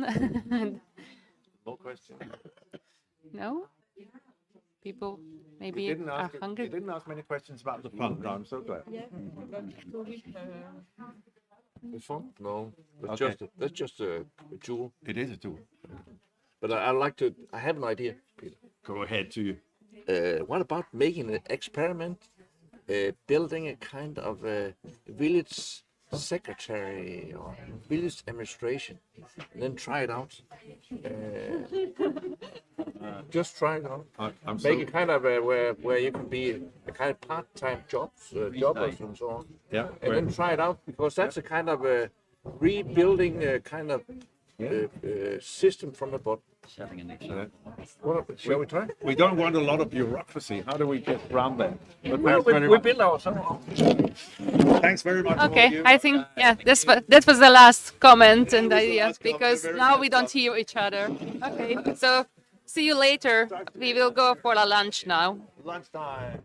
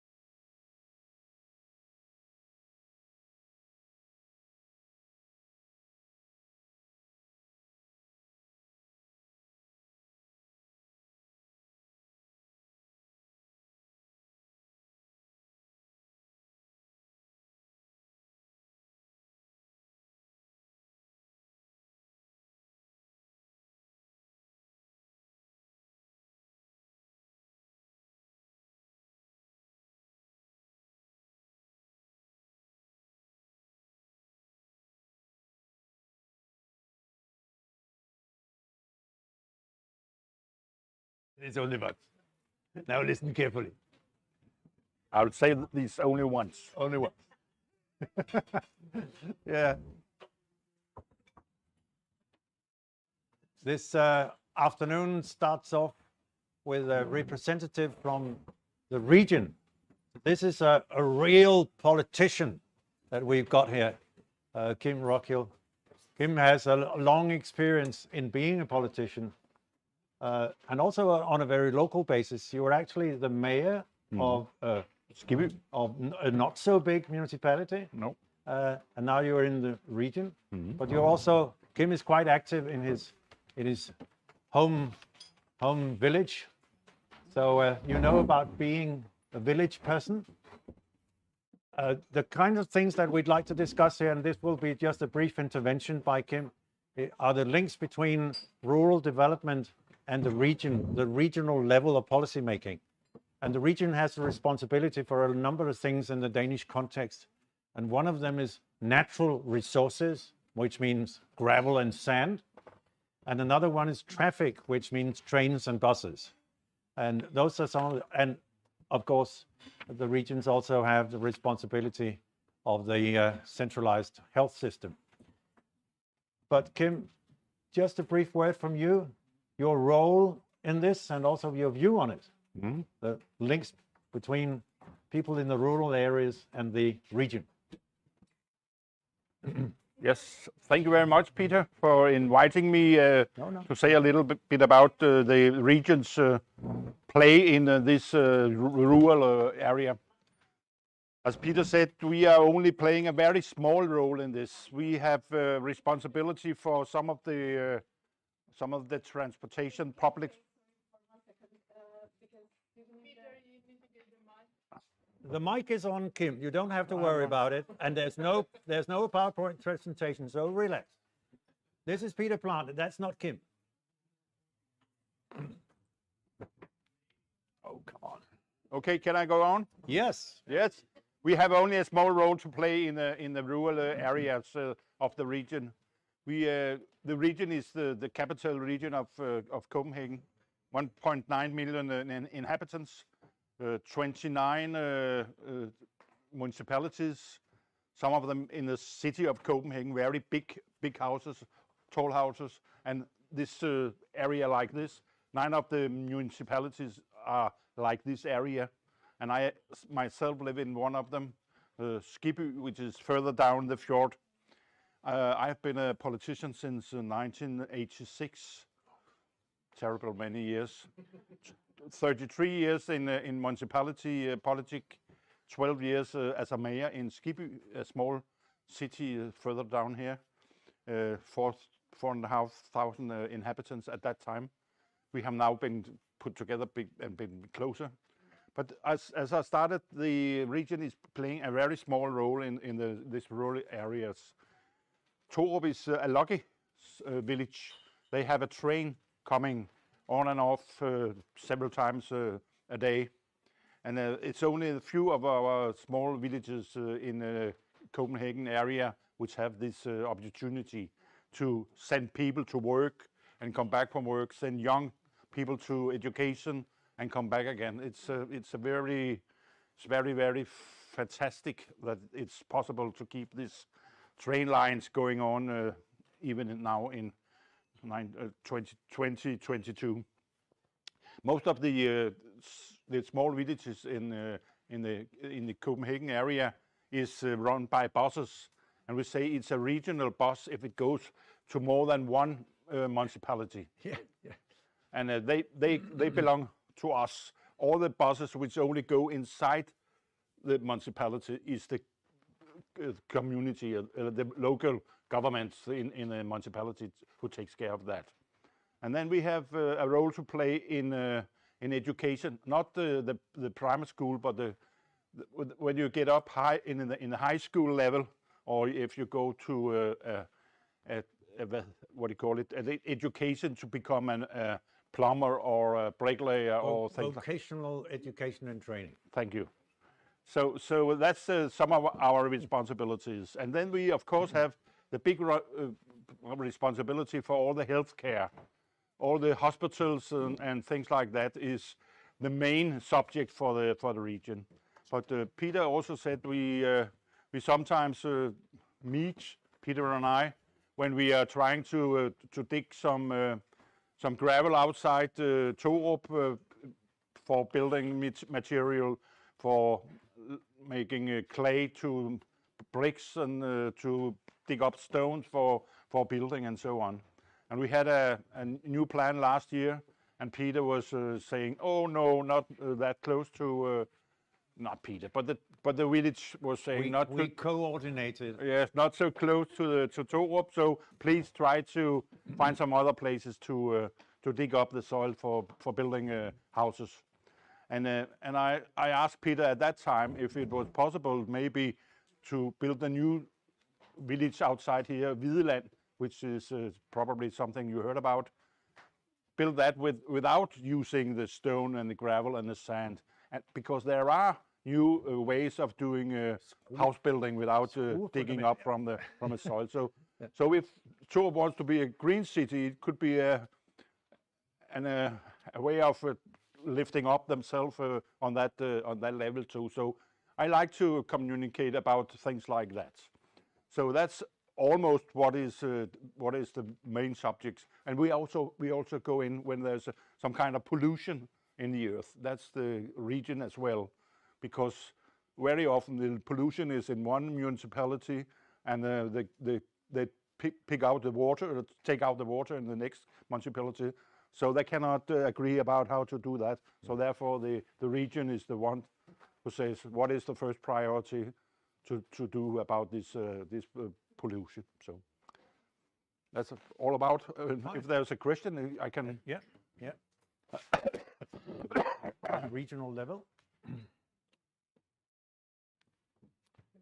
I just ask, how large is the region? Where does it end? It ends here by the sea, here in Halsnæs. We're the last stop. That's clear. That's the last stop, and then it's 4.6% of the total area of Denmark.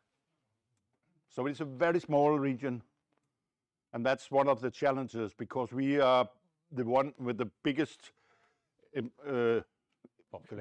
population, and we are the one with the most run on the stuff you get out from clay and gravel and so on.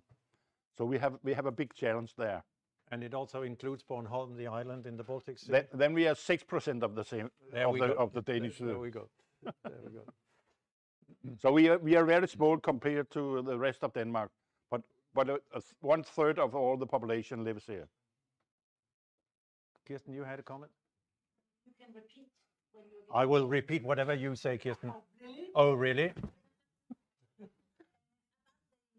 Leader Action Group, the region is represented there. Do you have anything to do with that? Oh, that's a very nice question. The question was the representation of the region in the local action group. Yes. Now, here we're on home ground, Kim. Yes, we are. Yeah. Because Peter asked if we could get some from the region, a politician from the region, to go into the LAG project. And maybe it could be me, who knows. But we had an election in November last year, and they have not decided yet who is going to have the seat here. I have said I'll come if necessary. Yes. But they will find out very soon, I hope so. I have pushed them all that I can. Kim has been volunteered to do that. Yeah. A Swedish voice? How is the relation with the regional development plans and the development plans of the lag and the development plans of villages? Are you building your regional plan on the plans from the villages, or do they have to adapt to your plan? The question here, this is for the people listening to this, was the interlinking or not between planning on different types of levels, on a regional and also a local level. We do not have planning in building cities or anything in the region. That's on the government level and on municipality level. but we have the planning of using the gravity and things like that. We have the pollution planning, if you can say, or cleaning up after pollution planning. And we have the planning in hospital and building hospitals and how to develop that area. Logistics and healthcare and so on, it's interlinked with the development plans of the locals, so it should be connected in some way. Yes, but they come from the top. They make the plan on the government level, and then they make the plans in the municipality level. There's municipality representation in the traffic planning system, where the region has a big say, but they actually have members of that board from the municipalities. We're getting into the technicalities here, but that's how it operates. Final questions before we say, oh, one, yes? In the Netherlands, we are confronted with the development that the smaller villages are getting more and more work to do because central and regional government is out of over the wall to the villages. Some education, some health care, etc. At the same moment, we see that we've got a labor market problem. The local villages cannot find any more people who want to work there because the salaries are lower, they've got more power when they work in the cities or in the regional level. Are you also confronted with that problem? The question here was about labor market shortages on a local level? In the governmental labor market. So the governmental labor market, so communities, regions, provinces, state, that labor market. In that market, we see that the smaller villages cannot find any more people who want to work there. That was what I translated into problems in the local labor market. You made it much more complicated. I simplified it. Yeah, but the question, of course, is: does the region have any say, any interest in labor market issues? Absolutely. There we go. Absolutely, because we are very much a lack of nurses and doctors and so on. And of course, doctors want to have a business in Copenhagen and not in Torup. And one in Torup. There we go. Yeah, I hope they, but not maybe in Frederiksværk or in Sønderby. So they go where they want to because it's a liberal market for doing things like that, and they go where the money is the best and the environment is the best. But my question was, how do you react on that problem? Because it is a huge problem. An example, when you look to spatial planning. Spatial planning is mostly done by the local governments. Can you build a house there or a road there, etc. We cannot find any more people who want to do that work for the local governments. So we really have a huge problem.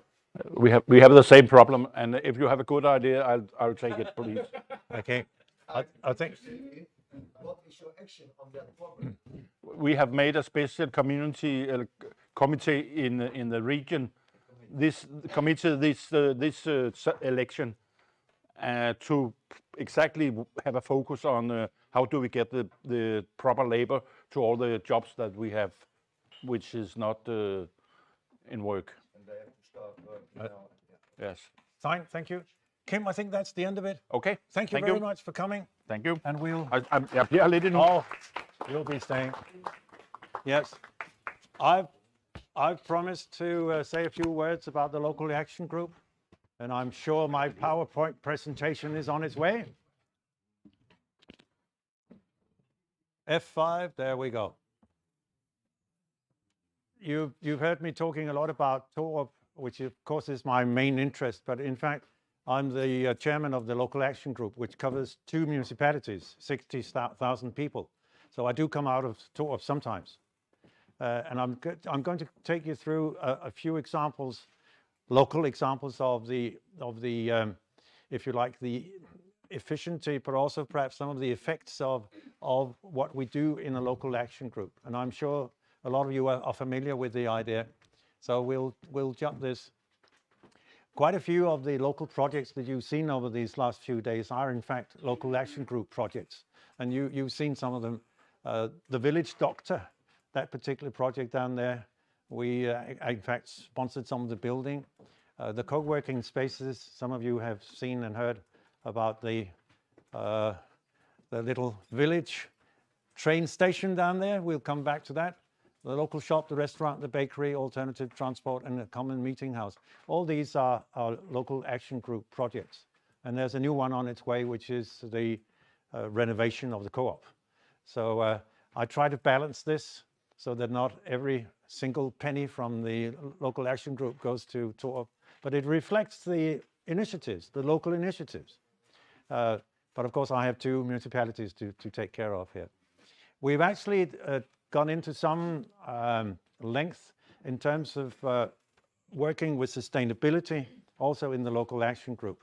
So right from the beginning, I formulated 7, 8 years ago when we started the present LAG, the present system of the local action group, to align our strategy with the 2030 goals of the European Union, which says that the growth has to be intelligent, sustainable, and inclusive. These are strategic aims, and they all have to do with sustainability. And we built that in from the beginning. Then 7 years later, the ministry, which is governing this local action group program, caught up with us and said, it's very important now that your projects are sustainable. It took them 7 years to get there. And we were the only action group in the whole country who had done that from the beginning. All the others had to revise most of their stuff.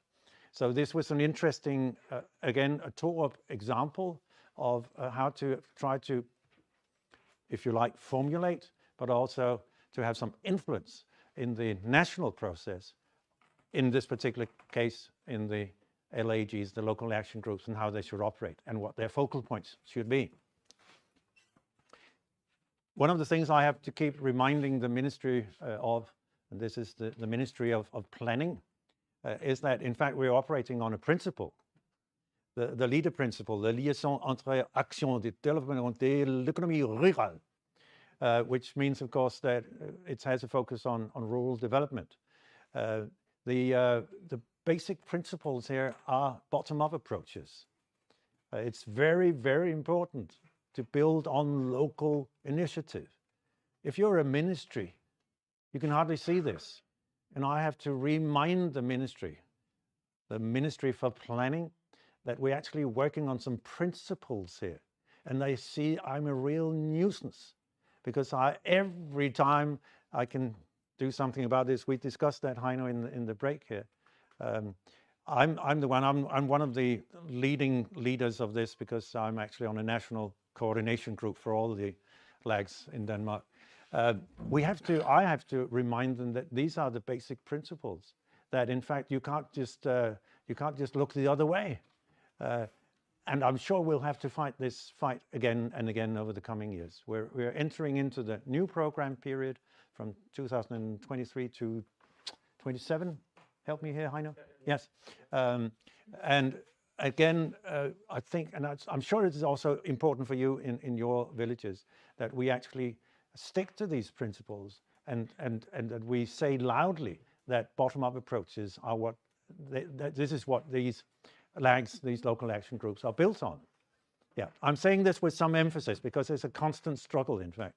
There is so much top-down approach, there's so much EU Commission, there's so much ministry pressure on these types of initiatives and the money that goes with it, that it's important that we remind the ministries that, in fact, we're building on principles. So that's it. A few things, you've seen this one before, so we'll not see that again. But I'll take you on a small trip into a few particular projects here, so you get the idea of how we operate when we use some lag money.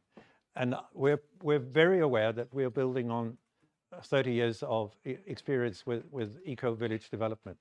So we're actually building on that. And isn't it a wonderful picture up there? I think you're even on the picture, Jens. Yes, yes. It was a lucky day. You were on that picture. Yes. And I'm going to take you through just a short story about how we've been working with creating co-working spaces and all that kind of thing down at the station, which you've seen quite a few times now. So this is we're digging into the story of the station here. We, a small group of people, in the beginning just my wife and I, but later on some more people, about 40 people, bought this place from the railway company, which is subsidized by the region, by the way.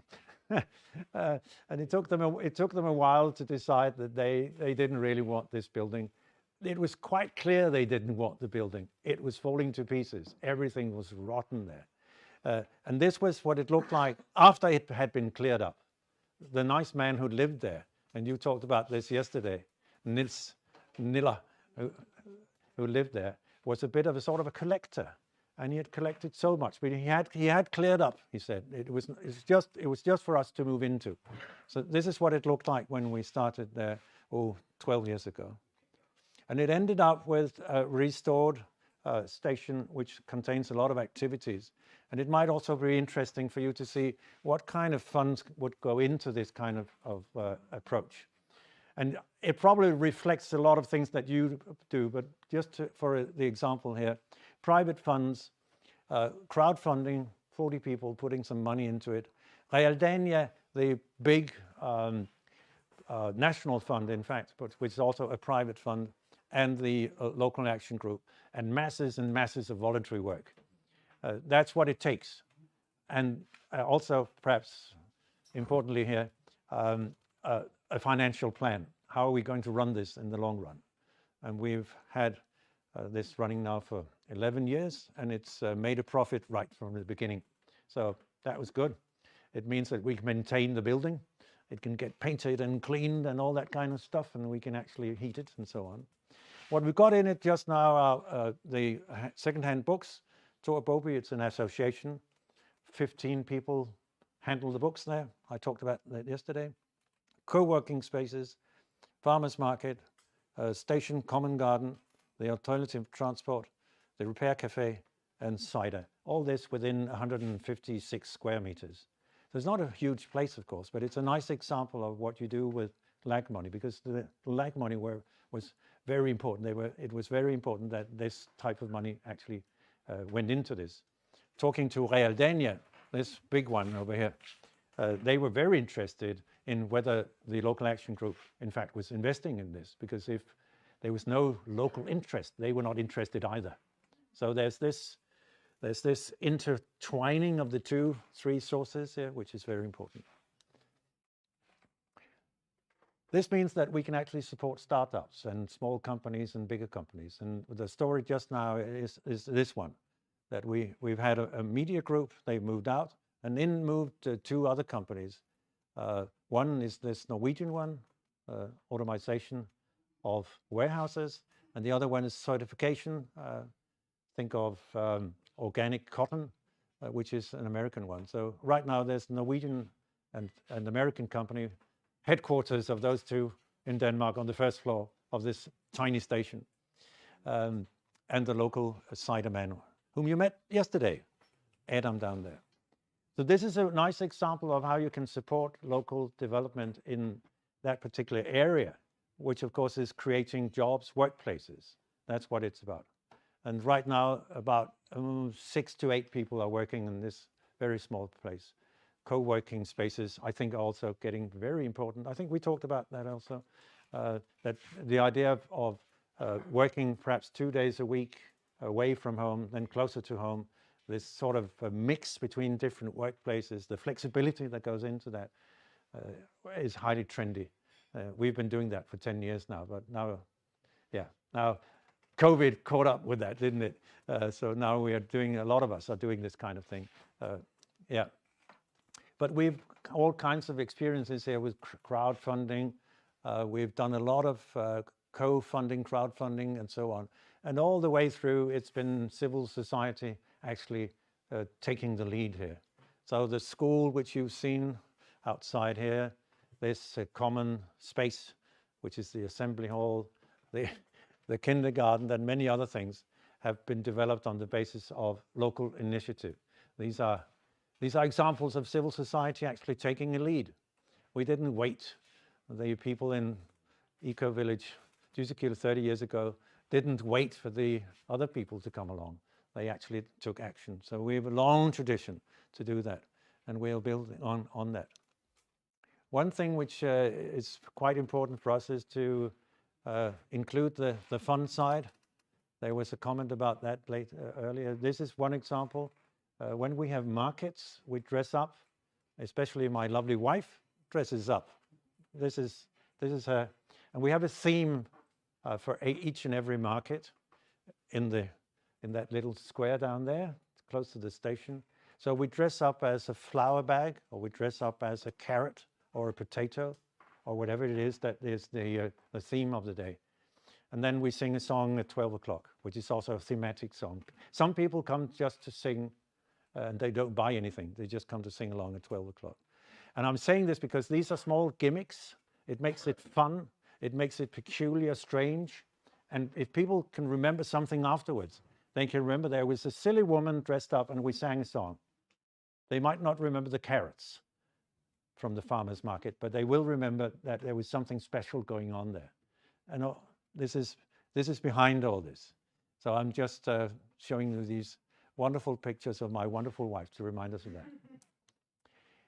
I wanted just to do this sort of as a very brief and very sort of, some small examples, but you can probably hear from what I'm saying here that these kind of seed money, that the local action group money, is really important in local development. And I'm sure that this also reflects a lot of your experiences, but certainly in our case. And it's been a real privilege for me to be the chairman of that for I don't know how many years now, to be able also to persuade people to go through the processes. And Heino is actually the coordinator in this particular area in another part of Denmark. He knows about the paperwork. And some people are scared away because there's a lot of paperwork. And our task in the local action group has been to actually encourage people and help them through the paperwork so that we can do things like this and have fun markets and other things locally. So that was my short input here. I'm sure there could be some lag comments. You're the new boy. You're the new boy in the lag class, aren't you? Me? Yeah. Yeah, I'm just learning. You're just learning. But you're the veteran. Kirsten has been supporting this for many years. Just this about, if you can repeat this, please, the difficulty of reminding the ministry about the principles. Yeah, the leader principles. Do remember that they fit perfectly. Sorry. No, I got a mic now, so you don't have to repeat. Good. Okay. So that when you have to remind the ministry about the 7 principles, There we are. Yep. remind them how fantastic that fits with the long-term vision. Yeah. This is where they want us to be participative. This is exactly what we should look for. Yeah, and it's so strange we should remember this and remind them. It has to do, of course, with the logics of being a ministry. They think they are taking the lead in this, and we see them as our humble servants. And they don't see it that way. No. Okay, enough of that. You will have no more local action group today. Thanks very much. And I think we're, what are we doing just now? Is that you now too? Yeah, that's you. Yeah, yeah. Okay, yeah, that's fine. After this, I would like to introduce another good friend to you Mortensen. To you is a real driving force. A real driving force in local development. And also especially the bottom-up approach is one of your babies, one of your hobby horses. So over to you, and let's see what local initiatives can do and how we can view local initiatives. If you need the clicker, there's some of that. Thank you. Yes, thank you. I am an expert, a village expert. So, and you know, there are 3 ways to become an expert, you know? Either you look at a lot of people and collecting data from them, you call it a researcher. That's one way. The other way is that you talk with a lot of people who are doing the things, then interviewing them. Then you also become an expert. Or you are a village developer, then you are also an expert. So I think I am all 3. Actually, I'm coming from a small village close to Odense, if you know that, in Fyn. And I have the same role in my small village as Peter he has here. So that's the same kind of. But I'm also professionally working with village development or community development all over Denmark, actually. So, and I've been doing that for some years. Many years, can man sige, but actually what I'm doing, I'm facilitating. So experts, they might be consulting or advising or so. I don't do that. I facilitate change and facilitate village cooperation. Then the big question is, which way is this? Why? I think, why do things like that? Why is it very important? Why is it important to facilitate change process in small communities? So that's what I'm talking about. So I got the task yesterday, I think, from Edina or Anita or something. But anyway, I'll try to think something. What it's actually doing, I'm facilitating togetherness. That's a good word. You might also talk about coherence, but it's togetherness, and that's can you feel it? It's very good to be together with people, and but you're also, by doing that, actually you're also, by doing facilitating togetherness, you're also facilitating democracy. And then with then it's just not just anything. Sometimes we think that small communities, they have to have a good life or have servants and so on, but this is more important. So by being together in small communities and letting small communities work, then it's actually part of democracy. Because democracy is actually on its retreat. We are challenged worldwide in our democracy because we don't think that democracy solve our epidemics or whatever. There's a lot of things going on that sticks together, that makes us look more local. But there's also a war going on, and that also that has to do with some global things, but also local. It influences all. So what do we do? What has that to do with facilitating local coherence? That's a good question. It has to do with what commons is. What are we common about? Do you know the word? Commons is what we have together. Do we have a war together? Do we have pandemics together? Do we have democracy together? Do we have the air together? Do we have nature together? Do we have the internet together? Whatever. Commons is very interesting nowadays because commons has to do with old things. We have to drop maybe 200 years ago back, and then we're heading towards the future, but we have to learn from the past. And commons came from that kind of society, where they were sticking in small communities. They had a lot of things in common. They had commons. Let's stick a bit deeper, because that is actually what it is about. My name is Ty Mortensen, and I'm a facilitator. Sometimes I call myself facilitator. Sometimes I'm also futurist. You know futurist? I don't know if you know that they're trying to shape the future, but by learning from the past and looking at mega trends and so on. But I like also the word village coach. So I'm often coming to small villages as a kind of coach, not an advisor, but a coach. So, and I won't go in deeper into that, but I'll try a little meta, because I'll quote one of the Danes. If you know Grundtvig, you also know Denmark. And you know why Danes, they are like they are. And you can quote him for a lot of things, but I'll quote him here for words create what they mention. That means what we're talking about, words are very important between people. So, what words do we have? We have the narrative, because we're talking about local community. We're also talking into a narrative and understanding identity or whatever, who we are. And in 1938, we got a narrative from this guy called Harold Harding. Do you know about him? Anybody? No. At that time, he was a sociologist, and he was looking at people, and especially was he looking at people who had things in common. And he said, it doesn't work. It doesn't work. Whatever we have in common doesn't work. So he said, when people have something in common, they all misuse it. They can't find out. And he came with a term that was very strong. He called it the tragedy of the commons. Because people, they cannot find out. When everybody owns everything, then nobody cares. So that's a strong narrative. And that narrative came in the 60s. And then in the 70s and 80s, it was very strong politically.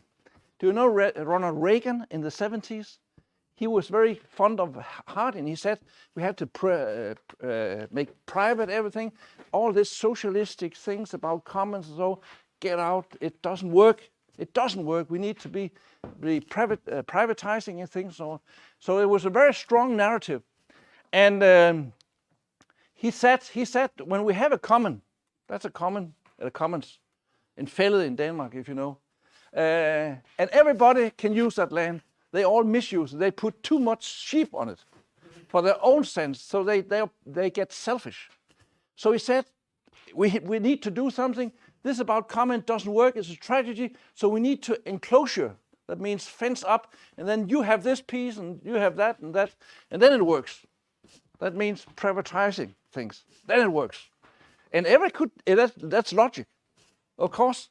So that was a very strong narrative at that time. Politically all over, it came all over. And it came also to Denmark, and new public management, and the public sector and the private sector, and all this comments was nothing.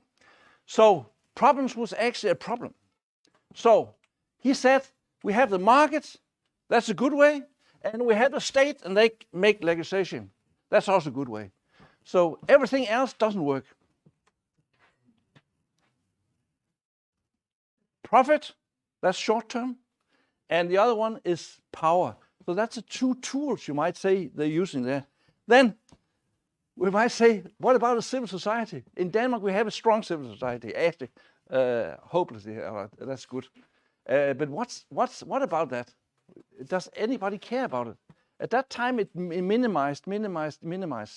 So until in the 80s and the 90s, this lady came. Have you heard of him? Elinor Ostrom?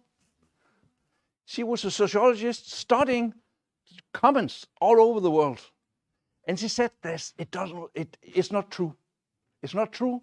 There's another way.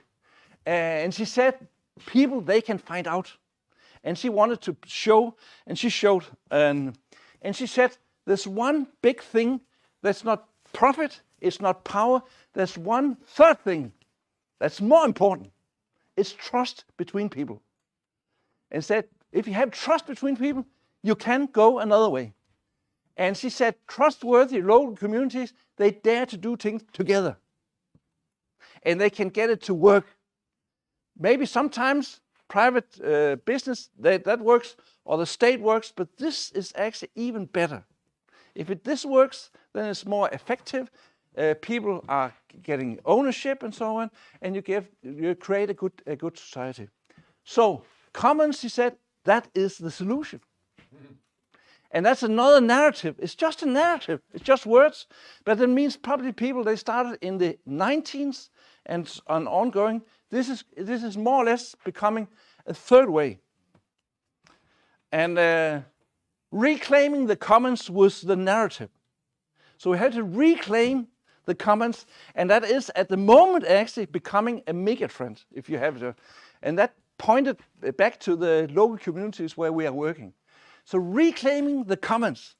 And if I can quote here from Torup, so they say, taking matters into own hands. Can you see it? The strength of civil society in the developing resilience is in developing resilient rural communities. That is what it is. That's maybe your quote, Peter, is it? Yeah, I made that up. I thought enough. But that is actually reclaiming the commons. So here we are, back in Torup. Elinor Ostrom, the author of this reclaiming of the commons, she made a model, and I'll show it to you. How do we actually build trust? That's a good question. Maybe we can feel what trust is between people, but how do we actually create it? And she made this model and said, there is something here over.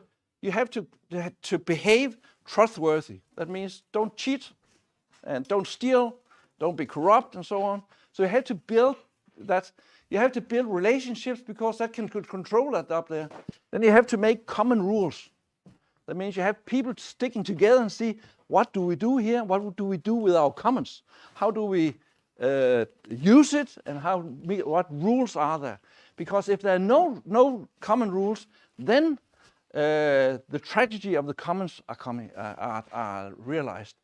Then you have to understand the context. It's difficult in Hungary and in Netherlands and in Denmark and so on. So you have to understand the context. Then you have to create common actions together with people. And then this one is important also.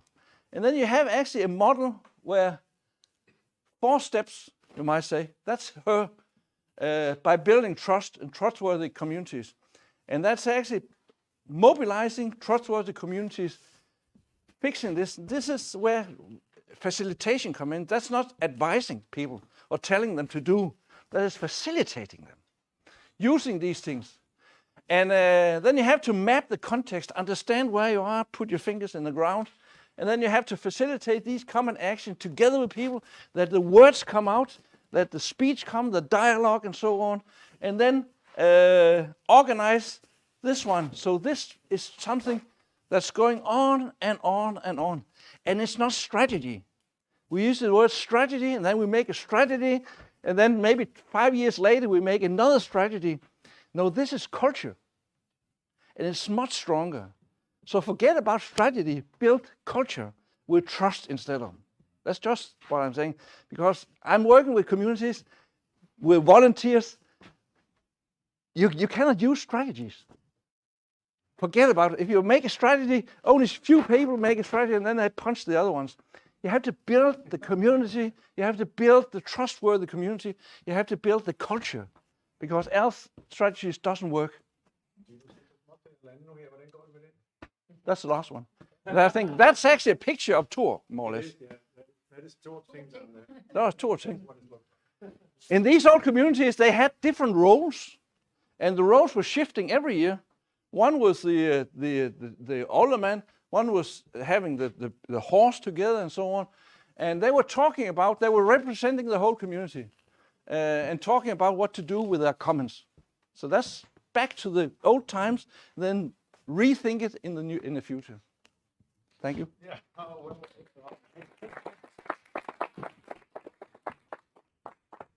Thank you very much. Where are we?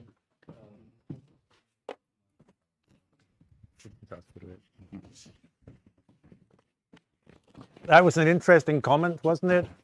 Forget about strategies, which we've done in this project, but think about trust. Thanks very much. We will now, I think, finish off.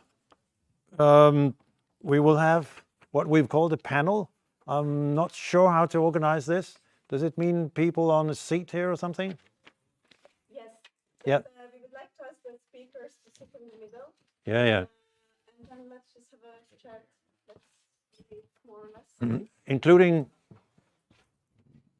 you. And we've not met you yet. maybe I sit there with you, but just to moderate, okay? So, yes, including Anne-Louise. Yeah. Or sorry, not, sorry, I'm Lisbeth. Can't. Sorry, Anne-Louise was got here, yeah. Can you grab all the chair and Paul, you will.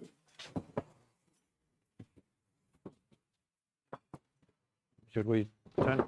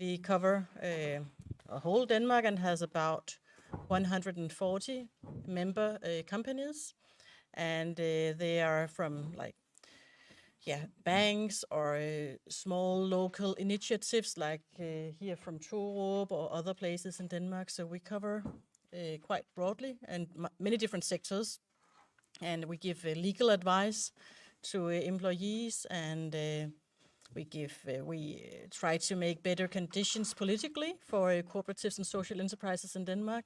So we have a huge effort trying to push politicians both on a national and regional and local level to enhance and facilitate and make where there's need for legal, legislative regulation, what it could be. So we do our best to facilitate the development of the cooperative and social enterprise movement. And and I'm here to give my point of view and come with input in the discussions.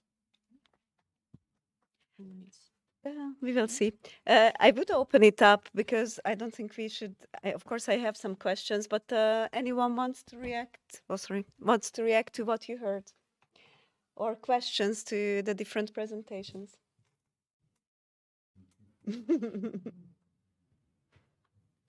Or we can keep checking the. Okay, then I start it off, or you can react to what you heard. Yeah. Okay. I'm curious. Like you said, you cooperated your villages. Is it like a strong cooperation culture at the regional level, or is it selected villages who are engaged in such a cooperation? And what makes villages cooperate?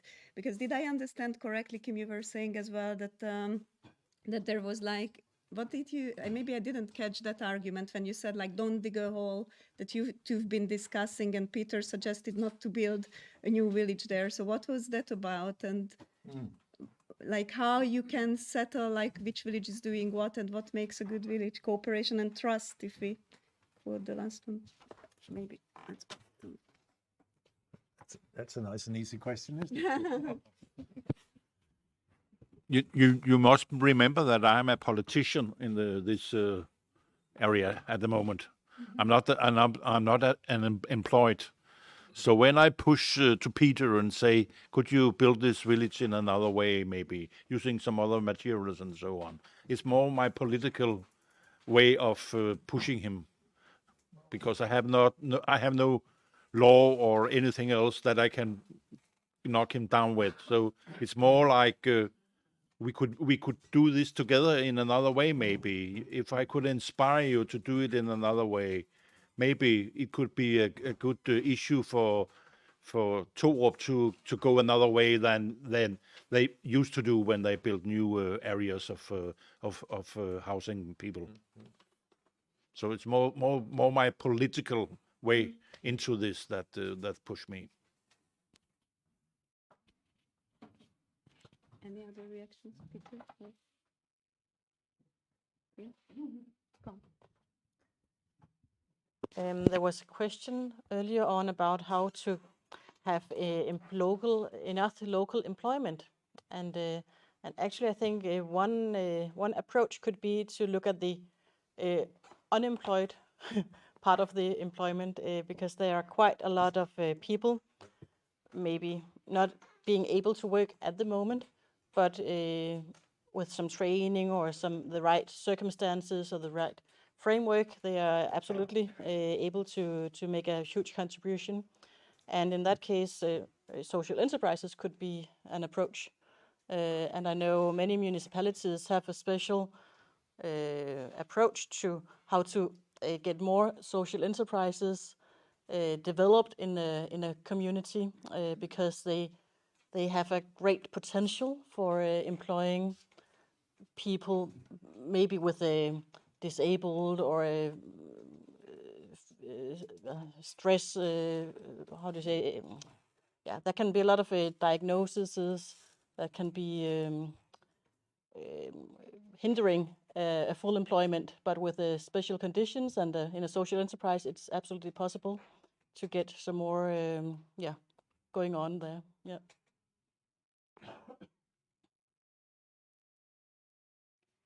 Okay. Any reactions? Because I mean, it's a discussion. I can keep asking, but if you have any questions, Yes. go. If I may. But okay, I will carry this. The funny thing is, my job is it has got your work, it has got your work, and it has got your work. And I'm not a politician. I had to promise my father when he died not to go into politics. So,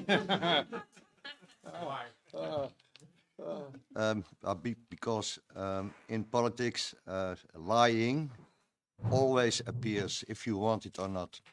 And my father didn't want me to get in a situation that I had to lie.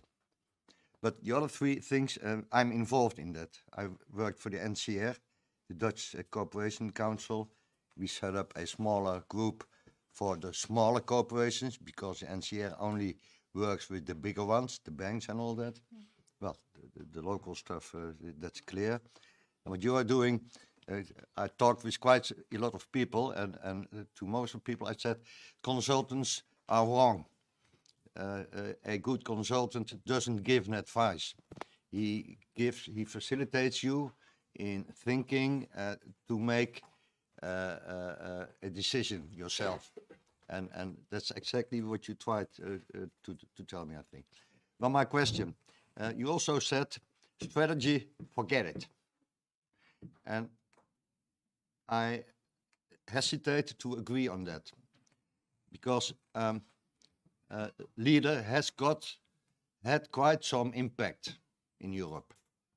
And it has been a legitimation for local people to get support from governments. Otherwise, they never ever would have had it. Well, the decision to make a leader program is a strategy. And if then the strategy is try to facilitate, try to enthousiasme anarchism in one way or another, that is strategy. I would like a reaction on that. That's your question too. Maybe I was provocating or not. Yeah, maybe you were. But I think actually what we do in Denmark, maybe, I don't know, in Denmark, the municipalities in Denmark are all making strategies for 4 years, and a new strategy for 4 years, every 4 years they think that, we all think that democracy is voting every 4 years. Then they make 4-year strategies, and they all want the local communities to do the same. So they're pushing actually strategies, and they are making legislations about that municipalities has to force more or less or motivate local communities to make their own strategies. And they want to combine them. It's very difficult because you're coming out to volunteers. And volunteers, they are living together with neighbors and so on. And who shall go up and say, we have to do this? So making strategies as a first thing, maybe you can make strategies for projects or areas and so on. So you make a goal and how do I get there? But it's more important to have a good life together with your neighbors by having this togetherness actually. And togetherness where you have a culture, then you have a tool to say, okay, what do we want? And then we can say, okay, decide, and then we can decide in consent, not in discussions or negotiations. That's also something they do in politics. They negotiate. They don't have a term that they want to consent, you know. It's difficult, it's different, it's something else. Discussing is about winning the discussion, but consent is about leaning into the whatever we can agree on, where we can meet. And that's more important in communities where you are living, to have this kind of culture where you're leaning in, okay, I can see what you have, and it's okay for me this time, then we discuss later. Do you understand? Yeah, but suppose I'm a clergyman in a local village on the field of spatial planning. I can have my feeling, and that feeling says we as a government must more trust our people. That means that his strategy could be that all his public servants are forbidden to say no, to use the word no, but always say yes, but. And then they have to argue, no, they have to deliver the topics on which the plan has to be made better and better. And that is the follow of the strategic choice. We trust our people, so our public servants are also having the attitude to the people that they trust by saying, yes, but you have to do that and that and that.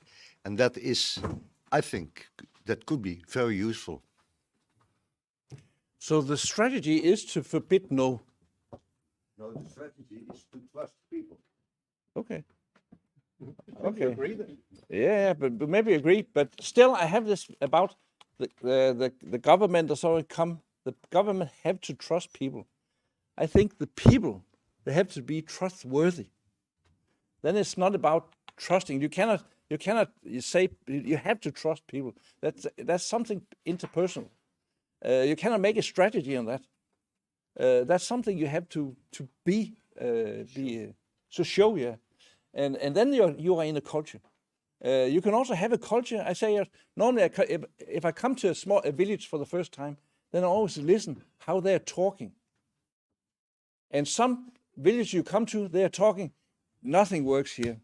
They are all stupid. Nobody wants to go into things, and we have tried that before many times. It doesn't work, and so on. So they have it. That's that kind of talking. Where you come to some other villages where they are more saying yes and then we're doing this, and then it was funny, and then we did something else. So and by listening to that, then you listen to the culture. Are there possibilities here, or are there not? And if you have this talk about bad talk or negative talk, then you have to change that first. You cannot make a strategy on that. You cannot make a strategy on top of that, because nothing works. So you have to build the community, so the talk and the culture, so that it's going to be a yes and culture, as you say, because then everything works. Then you can make strategies on top of that. I'm Dutch, and you're a Dane. And it could be that we have got a verbal discussion about the word mission or strategy. And I think this discussion could be done further with a pint of beer. But I think Yeah, always a good idea. Good. Maybe, yeah. You might say mission, yeah. Yeah. Maybe to stick a bit to that topic, but if anyone has a question, please raise your hand. Like, how do you feel, Peter, in the lag? Because you say it's such an important thing, and you got a lot of support through that. How far the other communities are engaged in the lag? Because I think that sometimes we hear that some communities are a bit left out, not in your lag, but generally. And how do you see this relationship, or how you encourage in your lag other communities to do something like in Torup?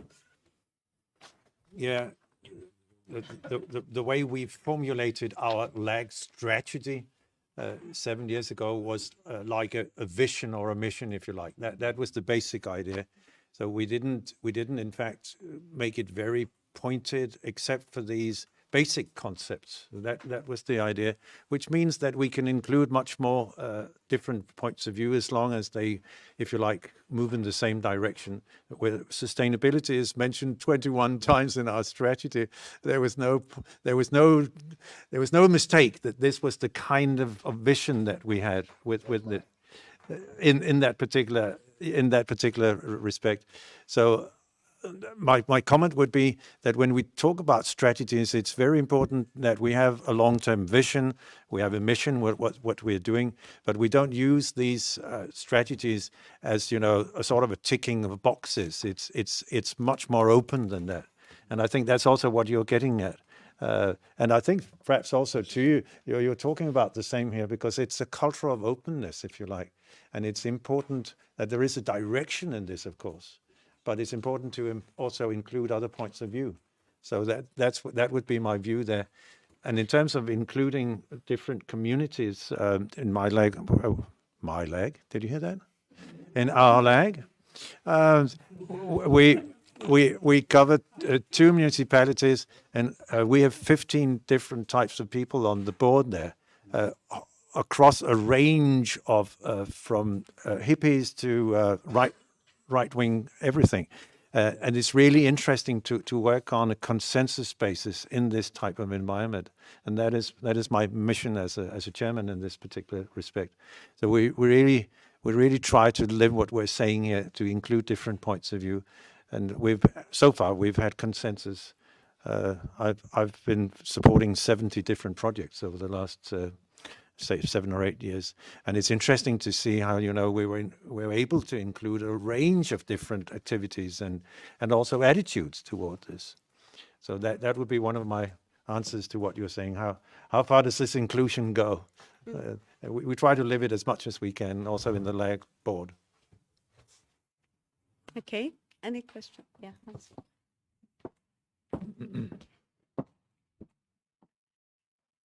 In the examples we have said here in Torup, we have seen a lot of different activities and companies that have been formed. How many of them are cooperatives? And if they are not cooperatives, why?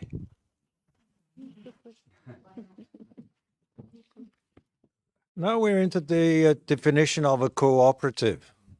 And you'll say more about this, I'm sure, but the cooperative movement has a very wide and large definition of what a cooperative is. And forming, for instance, a company where there are many shareholders, it's also one form of cooperatives. So you've seen lots of cooperatives. Perhaps you'd like to expand on that. Yeah. Sure, it's because in most European countries there are a company law for cooperatives, but in Denmark it's not so. So there's no special form for cooperatives in Denmark. And that means that we have no clear picture of how many cooperatives we have in Denmark. We have an idea and we have some guesses, but it's not defined at all in Denmark. In Denmark, it's defined by 7 principles, if you're cooperative or not. It's basically definition of values. So are you democracy oriented? Do you have a purpose, societal purpose? Is it owned by the employees and so forth? So there are some values, but it's not a clear line. On the other hand, if you're a social enterprise, and actually I find that most social enterprises also cooperatives and vice versa. So it's not like clear distinctions, but for social enterprises in Denmark, there is a registration.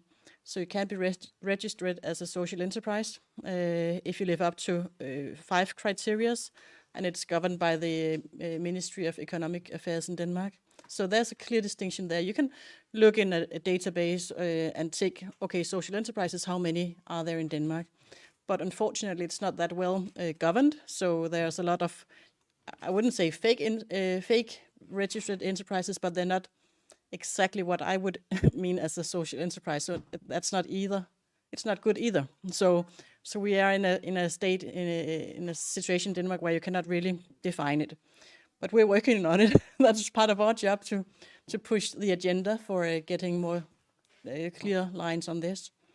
So whether you're a cooperative, you could probably explain if you feel like you are a cooperative. Well, with 100 investors down in where we have the bakery and the restaurant and all that, that is definitely a cooperative. The station with 40 investors. But I was also thinking when we talked about this, the fund, the local Torup fund, is a socio-economic fund. It has social, societal goals and all that. And that is definitely one of them. And you wouldn't see that as a cooperative, perhaps. The fund, how can that be a cooperative? But it actually works along, if you like, socio-economic guidelines. And it's registered as a socio-economic fund, which is a special registration. So in statistic terms, it actually counts here. Yeah. So these are examples. And also the meal, no? The meal we visited. Oh yeah, yes, that is also we're about 30 investors down there, and again it's a limited company, but it works as a cooperative. Go ahead. I talked about commons, you know. Yeah, commons. Cooperatives is actually kind of commons. That's a common that you create. People go together. It's kind of social commons, you might say. So, and that's why I say it's easy to make a trend, at least in this part of the world, where you try to find solutions together. And you try to organize these cooperatives in a commons way, in a democratic way, you might say. So, Yep. Are we winding down, Dina? I'm looking at you. Yes, I have one more question, Yeah. because just to come to a bit to this policy, like you work at the local level and at the leg level, and you're in touch with the municipality and regional and probably national level, and we heard this, like you are very active in influencing all that. So where do the municipality or where do the villages, because I know you've got a different system, where do you get the most support from? Or where should it come from the most? Is it like the regional level, municipality level, you cooperate, or you are really, the best is just to rely on yourselves through these social enterprises and you don't... Support? Financial support, really, and technical if needed, yeah. Was that Maybe we can do one round and then we let's do can that. even conclude unless there are other questions.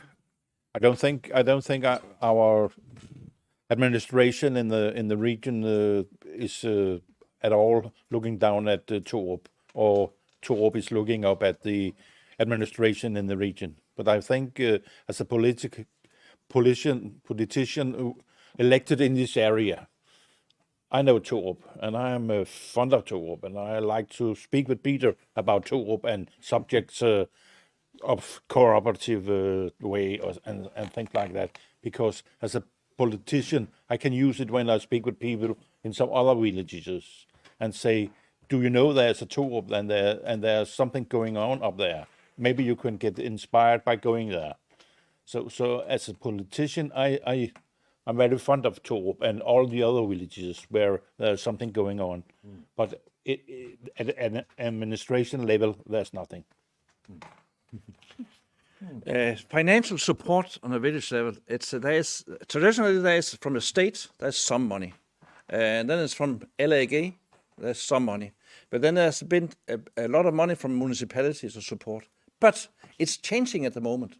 So there's a lot of funds in Denmark that are supporting local initiatives. And these funds are opening more and more up, so it's easy to get even small amounts and also big amounts. So, and that's growing at the moment. Then there's a fifth thing that is crowdfunding. that's also growing at the moment. And that's interesting because that's in the hands of the citizens. And that's also growing, so it's changing at the moment. If you just look 5 or 10 years back, it was primarily from LAG, it was from the municipalities, and a little bit from the state. But it's really changing fast at the moment, I feel. And that gives a lot more tools in the hands of the citizens, local citizens, to develop their own things like Torup do. Yeah, that's an interesting comment. Thank you very much. Our main partner in developing things here, apart from what you said, I would say is probably the municipality. We have strong links with the administration and the politicians there, and we also have interactions. So they actually listen to us, and I think I mentioned some of the current projects that we're working on, decentralization of the care for the elderly and so on. And they're listening so much that when I send them some reports, which I did, we actually have meetings about this, and they say it's highly inspiring, and they want us to be included in the strategy, the vision for this particular field. Also, they consult us. We're consulted in all kinds of questions. The reintegration of former criminals is one. They consult us to see what can we do here. Another one is youth unemployment. They consult us from the municipality to see what we think about this. So we're seen as a resource for the municipality, and I think that they're probably our most important, partner in this. But I was intrigued by what you said there too. I have the privilege of being in one of these national big funds, dispensing millions of euros each year. And it's true that also smaller local projects, assembly houses, the roof is leaking, what can we do? Get some funding for it from the outside. And it is true that there is a possibility there that quite a few other villages have their eyes on, and it's not so difficult to send in a short application and a nice video. Lots of nice pictures from all over Denmark, which we look through. So it is possible also to get funding from elsewhere. We don't rely on public funding so much, but also a mix, if you like, of different types of funding. Do you want to add anything, husband? No. Okay. Any remaining questions from here? Or nothing? Any on the Slido? I think people are slowing down. I think it's maybe time to close this event. It looks like. It sounds like, yeah. Do you want to say a few final words, Peter? Yeah, that would be nice. Yeah, thanks very much. Final last words here. I know. We've been singing. We have been singing. Yeah. No, I just wanted to thank you all for coming here. It's been a real opportunity for us to share what we love, and you've seen us how we boast and how proud we are, and I'm sure you're the same back home. We love the places we come from. We cherish that people come to visit us and share this with us. And I was really intrigued to get all the questions and interactions here, which has been very good. And we've had all these kinds of experts coming in, and politicians and futurists and all that. All these people that you've seen here are friends of Torup. You felt that, I'm sure you did. And they take an interest in it. And we interchange all the time. Some of us actually, go to conferences together and invite each other for that kind of thing. So we actually interact also on a national basis, which makes it really interesting to work with local development, because we're not just little Torup here, 356 people. We're part of a movement. We're part of a revitalization of rural life, where post-COVID showing a new way, we're actually trendy. All this comes into working with rural development. And I'm sure you'll share my views on this. It's important that we know what we're doing, that we have visions what we're doing, that we have research to underpin what we think we're doing, and so on. And we've been trying to show you as we went along here, concrete examples, but also a few helicopters here and there, where we've been trying to see, is there something behind this which is more mega trend like? is there something in this which is not just a fad and a trend, but actually shows some ways out of some of the difficulties that our societies face just now. So in those terms, it's been really wonderful and rewarding to have you here and to work with you around these issues that we carry together. So thank you very much for that.